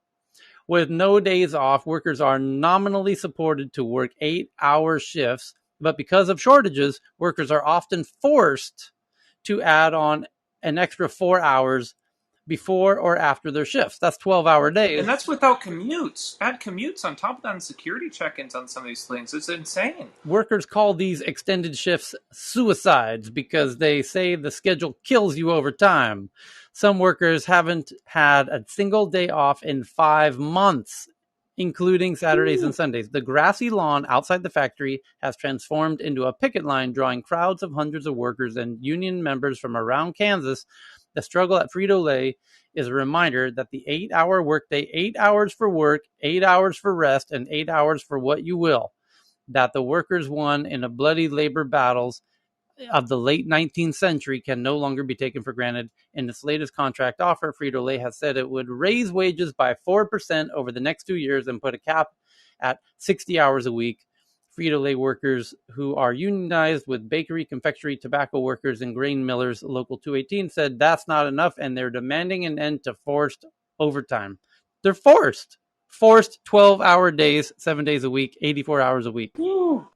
Wow. We had Wildcat strikes in the 30s with stuff. I can imagine the Doritos strikes of 2020. That's the history books in the future here. Tyler, Burger King, I don't know if you covered that as well, did a big strike where they walked out and quit. Several franchise, they actually all quit. Literally, it says there's a sign, I think somewhere in the Midwest in the U.S., that says, sorry for the inconvenience, we all quit. And it's on the billboard of the Burger King. Fritos, Cheetos, Tostitos, Doritos. Amazon applies for a patent on second delivery vehicle. This is wild. You have to see this. And this is what I've been wondering. Every time we talk about the future of delivery, this e-commerce boom, the social commerce boom, you're going to buy everything. The mom and pop shops around your town are going to turn into little e-commerce shops. And so everything will be delivered.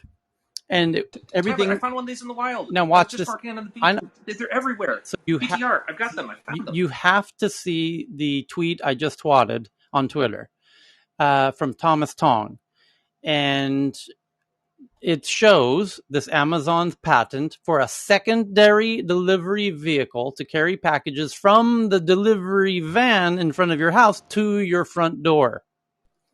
And you can see this childlike. This was kind of obvious, though, right? Like I it guess. almost looks like a Sparklets van, like a Sparklets water thing, except a bunch of cars come out. Right, so it's like a clown car, but inside of the Mother van, drone. it's a mother car, and out of the mother car pops a child car that then carries the package from the mother car to your front door. This is like an alien's breeding cycle, where it's like infects the face hugging, and then there's like an implant and the chest bursting. Like this is like the drone version of that, right, for delivery. It's like an alien. Yeah, what like when it's a little mini vehicle pops out of the mother vehicle and delivers the package to your door. That's what it is. That's wild. Wouldn't it be Tyler, a bit just more convenient if they just drop it off at your window rather than you have to go down to the mailbox? why not just put like a freaking mortar on the side and just fire it through the front door? I mean, just be done with it. Like, put some high power munitions in that and just say, "Here's your burrito," just straight to the front door. Self-driving truck beats human. And by the way, here it is, autonomous. Thank you, David Grace, for this one. Self-driving truck beats human drivers on multi-state trip by 10 hours. A tech company called Too Simple successfully tested its semi-truck to transport watermelons from one state to another across the U.S., continental U.S. And the autonomous vehicle singular truck beat a team of human drivers by 10 hours. And that's how you know we're going to have autonomous delivery of all of our packages very soon. And you saw the Amazon patent on the Twitter account. Rapidly growing tamarack fire in California prompts evacuations. So now I don't have to tell you to get out. The government's telling you to get out. It's a forced evacuation. And that, take a hint. So the tamarack fire in Northern California grew to 6,600 acres Saturday and prompted the evacuation of a mountain town. And the bike race has been canceled, by the way. So scientists create a tool to explore billions of social media messages, potentially predicts turmoil. So now, just in the same way that we can predict earthquakes and tsunamis, now we can predict social unrest due to social media. And this makes sense because...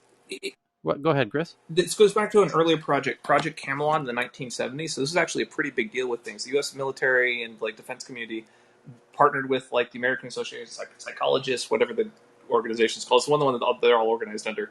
Anyways, they said, let's get all the social scientists in one place and create this giant supercomputer simulation of everything we know about a country. So we can have like an early warning radar detector earthquake thing kind of thing, but whether or not there's going to be a revolution in the area. And then the more interesting component that was a little bit less covered, because this was kind of a super secret project kind of thing, but when it did get revealed, they kind of glazed over this part, which is a lot more interesting.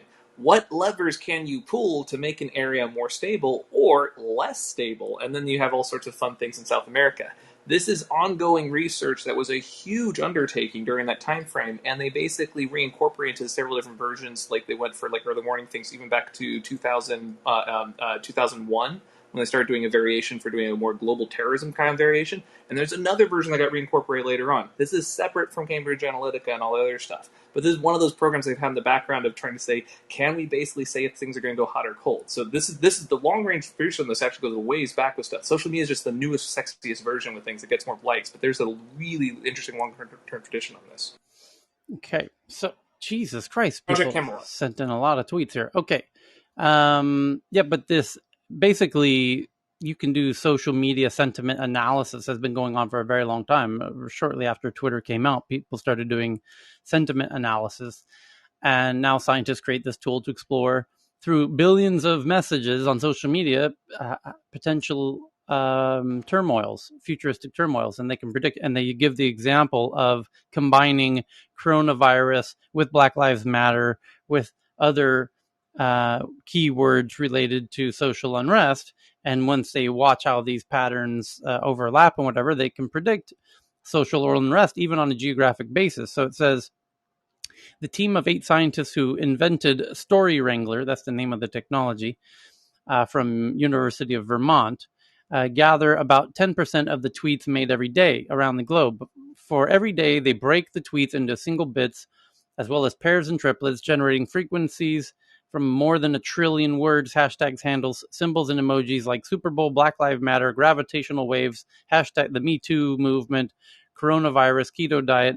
And here's the quote. This is the first visualization tool that allows you to look at 1, 2, and 3 word phrases across 150 different languages from the inception of Twitter to present, says Jane Addams, the co-author of the new study, who recently finished a 3-year position as a data visualization artist in residence at UVM's Complex Systems Center.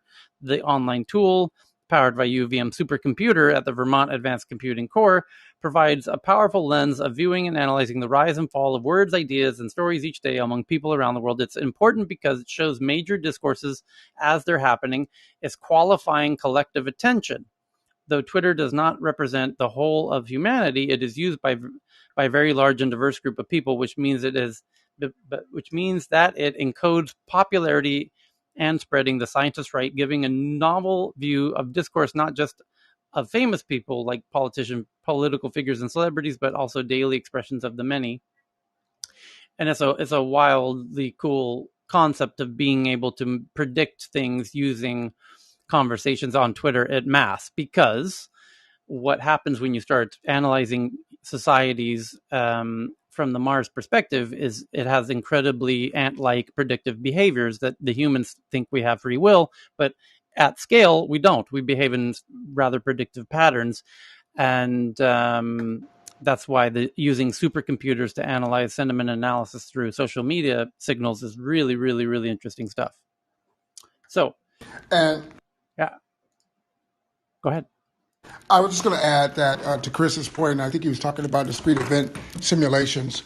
And if you look at an ngraph database scale on that, it's just, and I don't want to get too technical, but the military has been doing this for a while, where they do discrete event simulations, and you're able to simulate what might occur given the processing power of something, and then predict it off of that.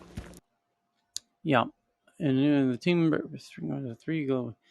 They talk about in the new Science Advances study, the team presents a sample from the Story Wrangler's online viewer with 3 global events highlighted: the death of Iranian General Soleimani, the beginning of the COVID pandemic, Black Lives Matter protests following by the murder of George Floyd. The Story Strangler dataset records a sudden spike of tweets and retweets using the term Soleimani when the U.S. states assassinated General, the strong rise of coronavirus. There's a hashtag that's being invented while we're talking right now. We don't know to look for that yesterday, but it will show up in the data and become part of the story. It's going to become incredibly powerful for governments to shape their narratives and how political parties attach themselves to different issues, because it's almost like they're able to take real-time polling of people's sentiment around certain things. So it gets very interesting. The Curiosity rover may have discovered what wiped away ancient signs of life on Mars. But I'm going to leave you to read it on our Twitter account at TNATW. I just shared it as the most recent tweet. TNATW, you can see above my head. That's the Twitter account where we share all of these headlines. The Curiosity rover on Mars may have discovered what wiped away Mars's ancient signs of life. And feds cracked down on the 2 brothers behind 45 million illegal robocalls. Turns out that a huge percentage of the robocalls are coming from 2 brothers. Unlawful telemarketing campaign included millions of calls, even to those on FTC's do not call registry. Havana, this is wild. So when I was in Havana, Cuba, for the reopening of the American embassy, and the team who was working in that embassy reported very bizarre symptoms shortly after arriving, which became known as the Havana syndrome, which is vomiting, head ringing, blurred vision, and they couldn't figure out what it is. And their best guess is that they're using amplified radio signals or microwaves to biologically cause problems, physiological problems and symptoms in the U.S. People working at the U.S. Embassy. So they left. And now Havana syndrome has returned in Vienna amongst the Vienna U.S. diplomats, causing many to think that Russians are involved, and that was assumed even in Havana. But the Biden administration is investigating mysterious illnesses amongst U.S. officials in the Austrian capital. More than 20 officials have reported symptoms similar to Havana syndrome, a mysterious brain illness. The syndrome is unexplained, but U.S. scientists say it is most probably directed by microwave radiation. It was first found in Cuba in 2016-2017. U.S. and Canadian diplomats in Havana complained of symptoms ranging from dizziness, loss of balance, hearing loss, anxiety, to something they described as cognitive fog. The U.S. accused Cuba of carrying out sonic attacks, which is strongly denied, and the incident led to increased tension between the two nations. A 2019 U.S. academic study found brain abnormalities in the diplomats who had fallen ill, but Cuba dismissed the report. The Vienna cases first came to light in the New Yorker magazine on Friday and were later confirmed by the U.S. State Department, which said it was vigorously investigating. Reuters quoted an Austrian Foreign Ministry statement saying it was working with the U.S. authorities on jointly getting to the bottom of this. Vienna has long been a center for diplomatic activity and has a reputation as a hotspot for espionage, particularly during the Cold War. Countries like the U.S. have a large diplomatic presence there. The city is currently hosting indirect talks between Iran and the U.S. over attempts to resurrect the 2015 Iran nuclear deal. Cases of the condition have been reported elsewhere in the world, but the U.S. says that the U.S. officials say the numbers in Vienna are greater than any other city apart from Havana. In June, the U.S. Secretary of State Anthony Blinken announced a wide-ranging review into the cause of the illnesses. Chris, So, what's going on? Tyler, Yeah, go ahead, Lakeisha. I worked at the U.S. mission to the United Nations in Vienna at another phase of my life. And it is one of the most strategic U.S. missions in the world because you have the bilateral U.S. Embassy. You also have the International Atomic Energy Agency, which is headquartered there. And as you said, during the Cold War, it was highly sensitive because it was really at the intersection between the East and the West. And so it does not surprise me at all that the U.S. mission in Vienna is a target, because even back when I was there, there were lots of sensitivities, and the training that went into the people that worked at the mission were really intense. So on the outside, people think, oh, it's Austria, right? Who cares about Austria? But it's a highly sensitive diplomatic mission in Vienna. So, Northern Ireland records its highest ever temperatures as the UK bakes. All four nations experienced hottest days of year as they hit 31.2 Celsius.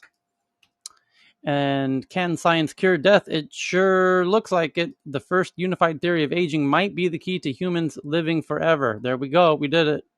We're going to live forever. Dr. David Sinclair, Harvard University.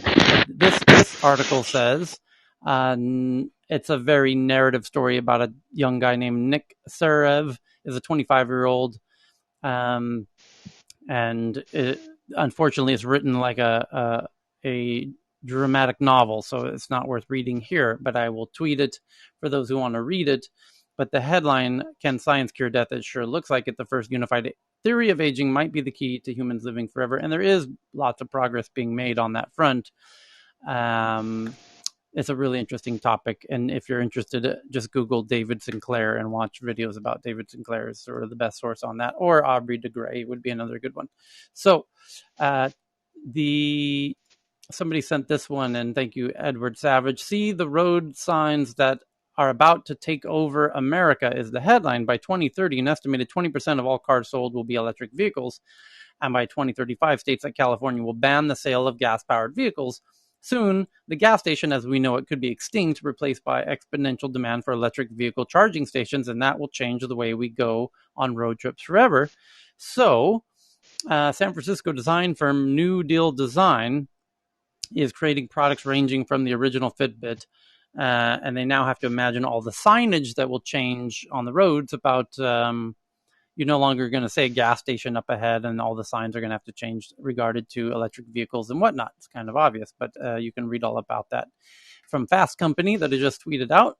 And Cal, what's this one about? Why was my tweet about football labeled abusive? A BBC journalist, and Cal sent this one in from the BBC, where a BBC journalist set out to discover how Twitter moderates posts after he was banned from Twitter. Online hate has been in the headlines again recently due to the avalanche of racist posts directed at the 3 players who missed penalties in England's defeat to Italy in the Euro 2020 final. While Twitter said it had deleted more than 1,000 racist tweets following the match, the platform has previously been criticized for failing to remove abusive content. So how do social media platforms like Twitter decide that a violation has occurred, and who or what is behind these decisions? Back in April, the journalist had their own encounter with social media content moderation. He says, I had turned to Twitter to express my outrage at the proposals for a new football league.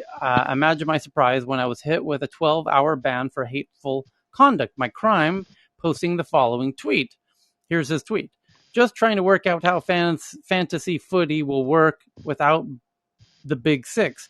Does that mean that the Lingard will be the most expensive player? Also, if this European Super League goes ahead, Arsenal can take my 25 years of support and shove it. Twitter had labeled it, you may not promote violence against, threaten, or harass other people on the basis of race, ethnicity, national origin, sexual orientation, gender identity, religious affiliation, age, disability, or serious disease. I submitted an appeal. However, within a few hours, my case had been reviewed and then the ban upheld. Looking back, my tweet seems like a far cry from vile hate directed at English players. A cursory search for Twitter found several tweets similar to mine that had not been deleted. Adding to my confusion was the fact that often genuine abuse is reported to the platform to no avail. And there's a lot of sexist comments that don't get flagged in, etc. And it's a really interesting article from the BBC about the impossible mission of curating people's speech on platforms. So I thank you. just don't know how that's going to get easier, right? I'm Right. trying to figure out how, for Twitter, that is, or any platform. It's just, how does it get easier? Maybe the AI gets smarter and smarter, but it's just so hard. It's so nuanced. Yeah, the sarcasm bit is a tricky thing. Athletes to sleep. This is amazing from Chris. Thank you for this one from the New York Post. Tokyo seems to have figured out how to stop athletes from having sex. Anyone want to take Wait, how? Oh, How? the beds, right? the They beds? did something with the They beds. did Yeah. something with the Tyler, let's hear it. beds. What do you think they did to the beds, Chris? No, I want to hear this, but it's probably. I mean, that's a lot of libido to. I mean, like this is the Olympics we're talking about. It's a lot of testosterone. Lustful And Olympic all the stuff. athletes should think twice before making the bed rock in Tokyo. The world's best sports competitors are set to spend their nights on cardboard beds, allegedly designed to collapse under the weight of fornicators. Tyler, Public this is health. LS. I'm sorry. I think Cammie's trying to speak, or her mic might be off. I don't know if I'm the only one hearing it. Cammy, you there? Beds will be able to withstand the weight of a single person to avoid situations beyond sports. I see no problem for distance runners. Even 4 of us can do it. That's going to be one hell of a paper cut. Hey, I just got a news. Yeah? A U.S. gymnast just tested positive. So is that number... No, wait, is it up to 4 now or 3? Yeah, is that 3 or 4? No, that's 45, 46 now in total. Inside the Olympic Wait bubble? a minute. There was 2 yesterday. in the bubble, yes. But in the Tokyo, in the Olympic Village, yes, there was reported 2 from the South African soccer team. So it's a soccer team, so we'll see. So what's the total we're at now? I think 46. Since July 1st, it has been reported. Wow. No. I mean, since the weekend, I think there was a 17-year-old from the U.S., so she's actually out. So I think there's a 17-year-old that was from the U.S. She's out. U.S. gymnasium, just tested positive. He's probably the third one, yeah. And one more thing. You just now did Tyler talk about sex? No sex? There was just someone who was arrested for raping a Japanese girl in a stadium. Oh dear. Oh Wait, those stadiums no. are empty. That's actually a huge design thing because they designed these to hold massive numbers of people. They must be ghost towns right now. It's got to be creepy as hell. So did you say a Japanese person was, a Japanese woman was raped? Yeah, I think there was some. I think there are volunteers. Either that or athletics. Basically, a guy. I think he's from. Okay, he was already here beforehand. I think he was part of the organizing committee, but he was arrested. They arrest him for apparently he has raped the girl, the Japanese girl. But of course, according to him, he says consensus, but they're still investigating the case. But they did it in the stadium. Yeah. There should be cameras then, yeah? Mm-hmm. Wild. So,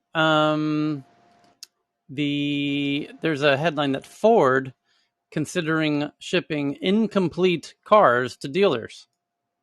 Pictures of thousands of brand new unsellable Ford F-150s parked in lots in at least 3 states express the semiconductor shortage in real and financial terms. Ford's pain has been especially dreadful.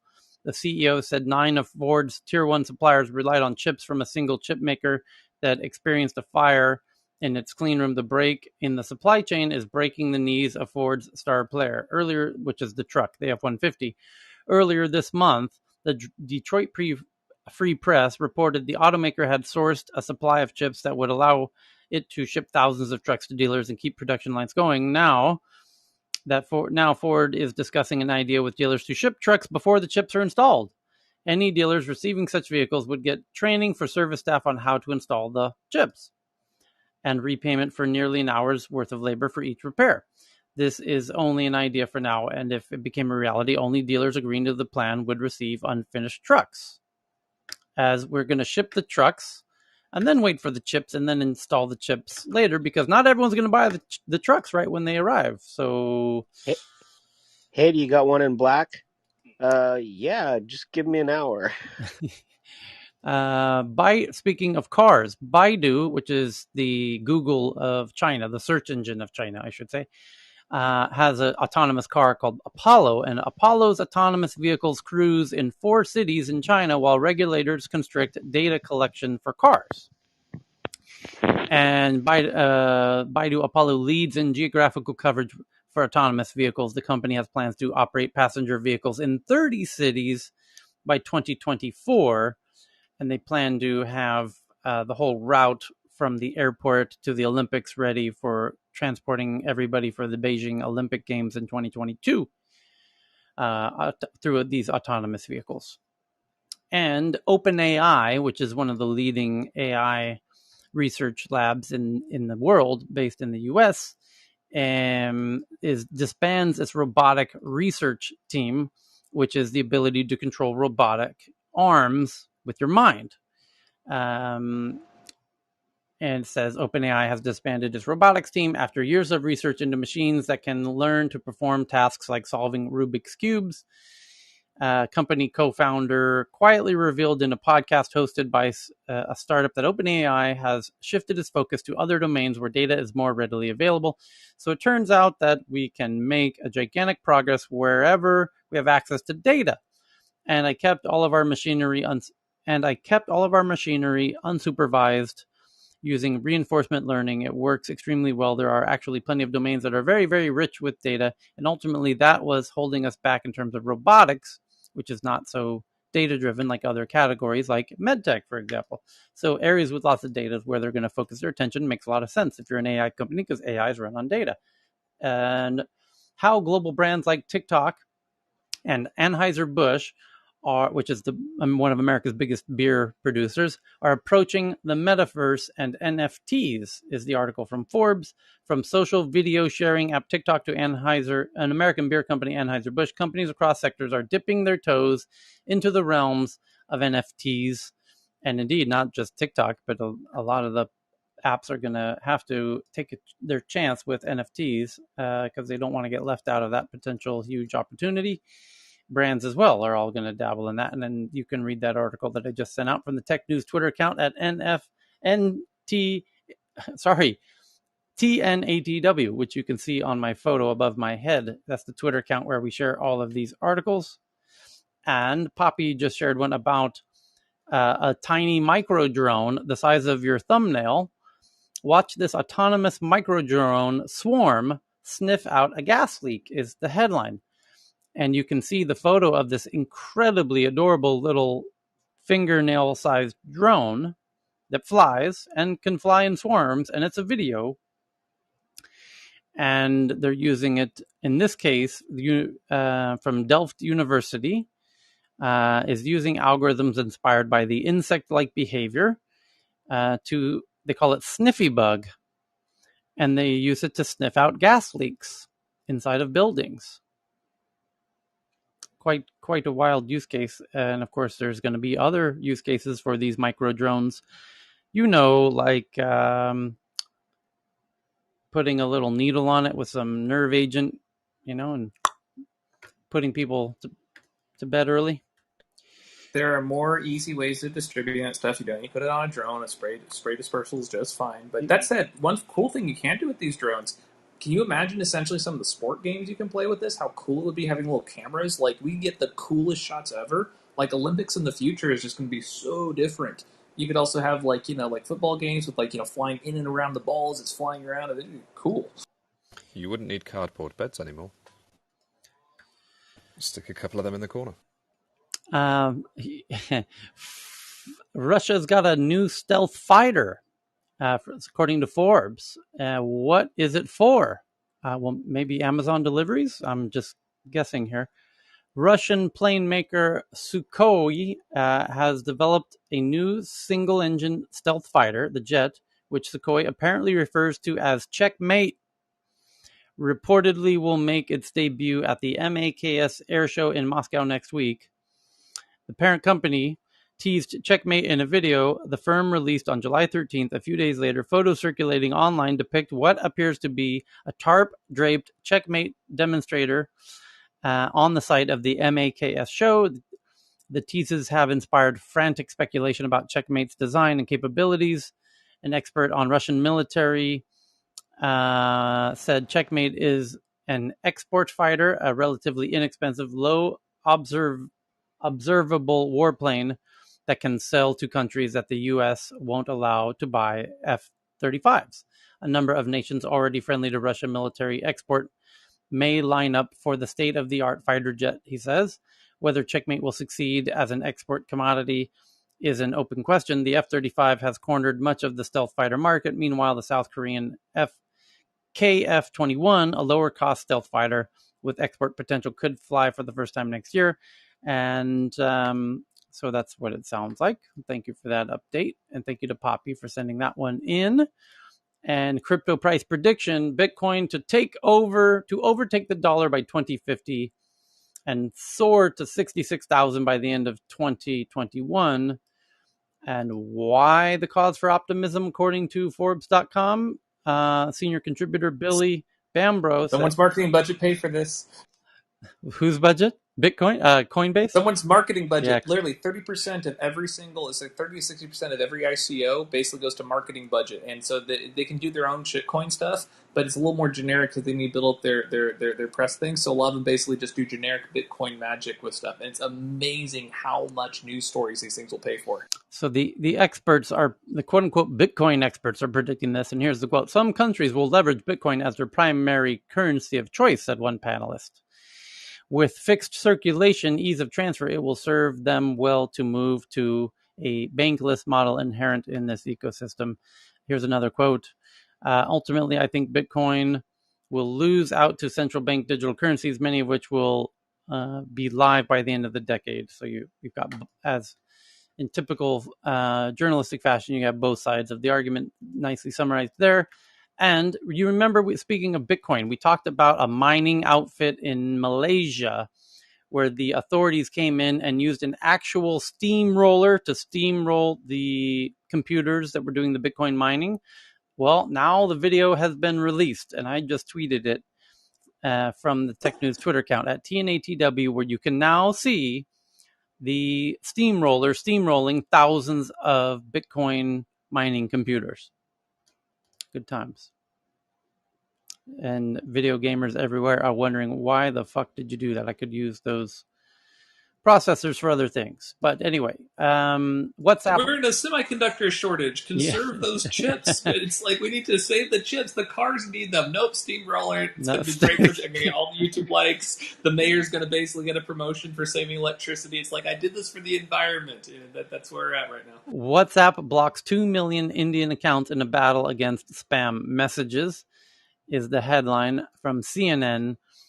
2 million accounts of Indian users in a month to prevent harmful behavior, the company said in its first ever compliance report, because now WhatsApp, Facebook, Twitter, and the others have to do these monthly compliance reports, and I guess they're public because CNN got access to it, and as part of it, 2 million.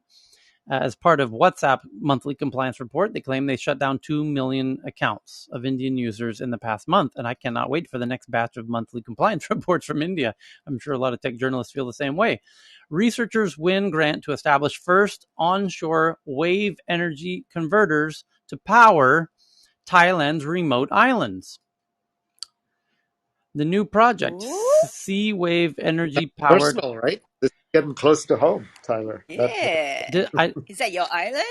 I was debating whether I should mention when we read the Sea Wave Power headlines about a week ago, which I have no doubt you'll remember when we touched about that, and In the Cheryl distant, distant past. in the long 4 days ago, that a friend of mine from Israel has one of the coolest Sea Wave energy solutions, which I'm endlessly fascinated about as a redundant, living somewhere where there's waves.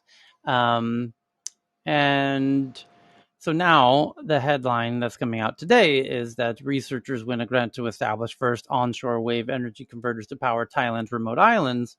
The new project, Sea Wave Energy Powered Microgrid for Remote Islands and Rural Coasts, is funded as part of an innovative energy catalyst program and will be carried out in collaboration with EcoWave, which is indeed my friend from Israel, who, by the way, presented at my conference in Stockholm 2 years ago. And I may or may not have done some things with EcoWave. Are they going to be there powering your resort there and having so when you're talking to some tech news around the world, you can say it's sea ocean powered, renewable powered. Your voice, the way it's transmitted across the interwebs, is literally powered by the waves. Wave energy is a continuous power source and still has a lot of unlocked potential. We are especially pleased to receive this award, and we are grateful for Innovate. We'll see. It's interesting. It's a pilot, but it's in truth, EcoWave, when they presented at my event 2 years ago, showed how they had set it up working in the port of Jaffa. If you know Tel Aviv, my favorite area is Jaffa. A very beautiful beach there, and one of the most adorable Arab towns there, with a mosque right on the beach. It's just truly, and the restaurants in Jaffa are phenomenal. Anyway, she set up her proof of concept there in the Jaffa port, and it works. I mean, her name's Ina, by the way, and founder, and in this article talks about Ina, the founder of EcoPower, commented about doing this, and of course, when I met her, I expressed the interest in doing this in Thailand. And so the Thai Electrical State Enterprise, called the PEA, will act as the microgrid operator in the islands and minimize the capital cost of electricity to provide an electricity tariff as cheap as monthly mobile charges without any asset ownership and maintenance cost for residents. The PEA official said PEA is leading organization in the region, which focuses on providing efficient, reliable electricity services, related businesses for developing quality of life, blah, blah, blah. It's a PR piece, this whole thing. But I'm super excited for Ina and super excited for Thailand that this is happening. And there's a photo in the article that I'm just retweeting out now of Ina and her team members behind this, and let's all hope we can get wave power happening. That would be fantastic. So what else do we got here? We've got watch out what you up into your body. Thomas says sugary drinks spike early colorectal cancer risk, even in young people, is the headline. Consider this another reason to kick the habit for good of sugary drinks, which now have a link to colorectal cancer, even for young people. And Fire Everywhere map shows where every wildfire is burning in California right now, and we're not even into fire season yet, but yet we are. It's starting early this year. Watch at least a dozen wildfires burning in California right now. It's hard to keep track from SF Gate. I just tweeted it out to the Tech News Twitter account at TNATW. Turkey condemns the EU court ruling on headscarf ban as violation of freedoms, and this is huge news in Europe today, as the EU court ruling on banning of headscarves. And especially as we have, as you read today, about Iran has now millions of people without enough drinking water or access to water. And this is just starting. And I've been telling you this for weeks now, that this water stress map, just Google the words water stress map, and go to images and look at the images, and you'll quickly realize that the entire Middle East is going to have to relocate of at least 55 million Muslims. And the question is, where are they going? Where will they go? Because that area will no longer be habitable. Will they go to Africa? Maybe. Will they go to Europe? Well, that was addressed yesterday when the EU just banned headscarves. So I think we might be able to rule out Europe, and I think Europe might have passed that preemptively in knowledge of what I'm describing. So Russia, China, where are they going to go?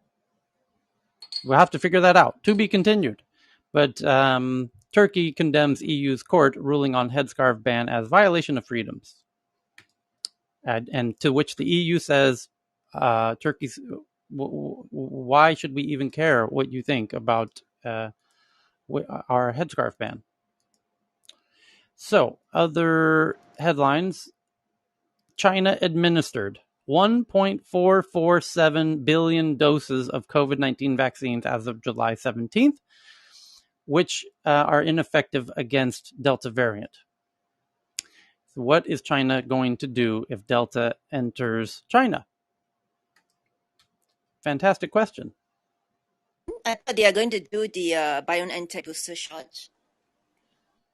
They took some heat for that, didn't they?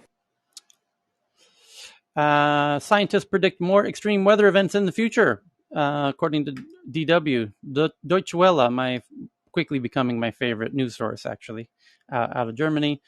Global warming, a weakening jet stream. A weakening jet stream is every Swede's worst nightmare come true, by the way, because a weakening jet stream will make Scandinavia uninhabitable. So the global warming, a weakening jet stream, and the moon will combine to cause more devastating heat waves and floods in coming decades. And this story coming out from Deutsche Welle. I know there's the title thing with like the moon, and it's like a thing for like there is like an actual reason for that, but it sounds in the context like this, like, and the end times are upon us, the moon will turn blood red, and the apocalypse will rise from the deep as the air is stripped from the sun, and it sounds like, you know, the planets are aligned. I know there's a legitimate science thing for that. Here it is. It says another concern is that tides are predicted to be higher and lower than usual in the coming decade because of an irregularity of the moon's orbit. Though this occurs every 18 years, by the 2030s, sea levels might have risen to such an extent that it could be disastrous. On its website, the National Aeronautics and Space Administration, otherwise known as NASA, explains, in half of the moon's 18.6-year cycle, Earth's regular daily tides are suppressed. High tides are lower than normal, and low tides are higher than normal. In the other half of the cycle, tides are amplified. High tides get higher, low tides get lower. Global sea level rise pushes high tides in only one direction, higher. So half of the 18.6-year lunar cycle counteracts the effects of sea level rise on high tides, and the other half increases the effect. Researchers predict long-lasting floods with catastrophic consequences combined with the growing number of other extreme weather events caused by climate change that is particularly troubling. So we have that to look forward to. Good times. Thank you for that one, Cheryl. And we covered the vaccine issue of China needing to deal with Delta. And Walmart's Flipkart says Indian probe shouldn't treat it the same as Amazon. Walmart's Flipkart should not be treated the same as Amazon. An Indian antitrust probe, as evidenced against the two firms, was qualitatively different, apparently. And thank you to Radeja for that one. And we are now up to the last 3 hours of tweets, which I will save when we meet again in 4 hours. 4 hours and 20 minutes, we will meet again and figure out how to save the planet. So join us in how we figure out how to save the planet in 4 hours and 20 minutes. And thank you to everybody. We will see you and have a wonderful rest of your Monday wherever you happen to be. Thank you. Thank you. Thank you.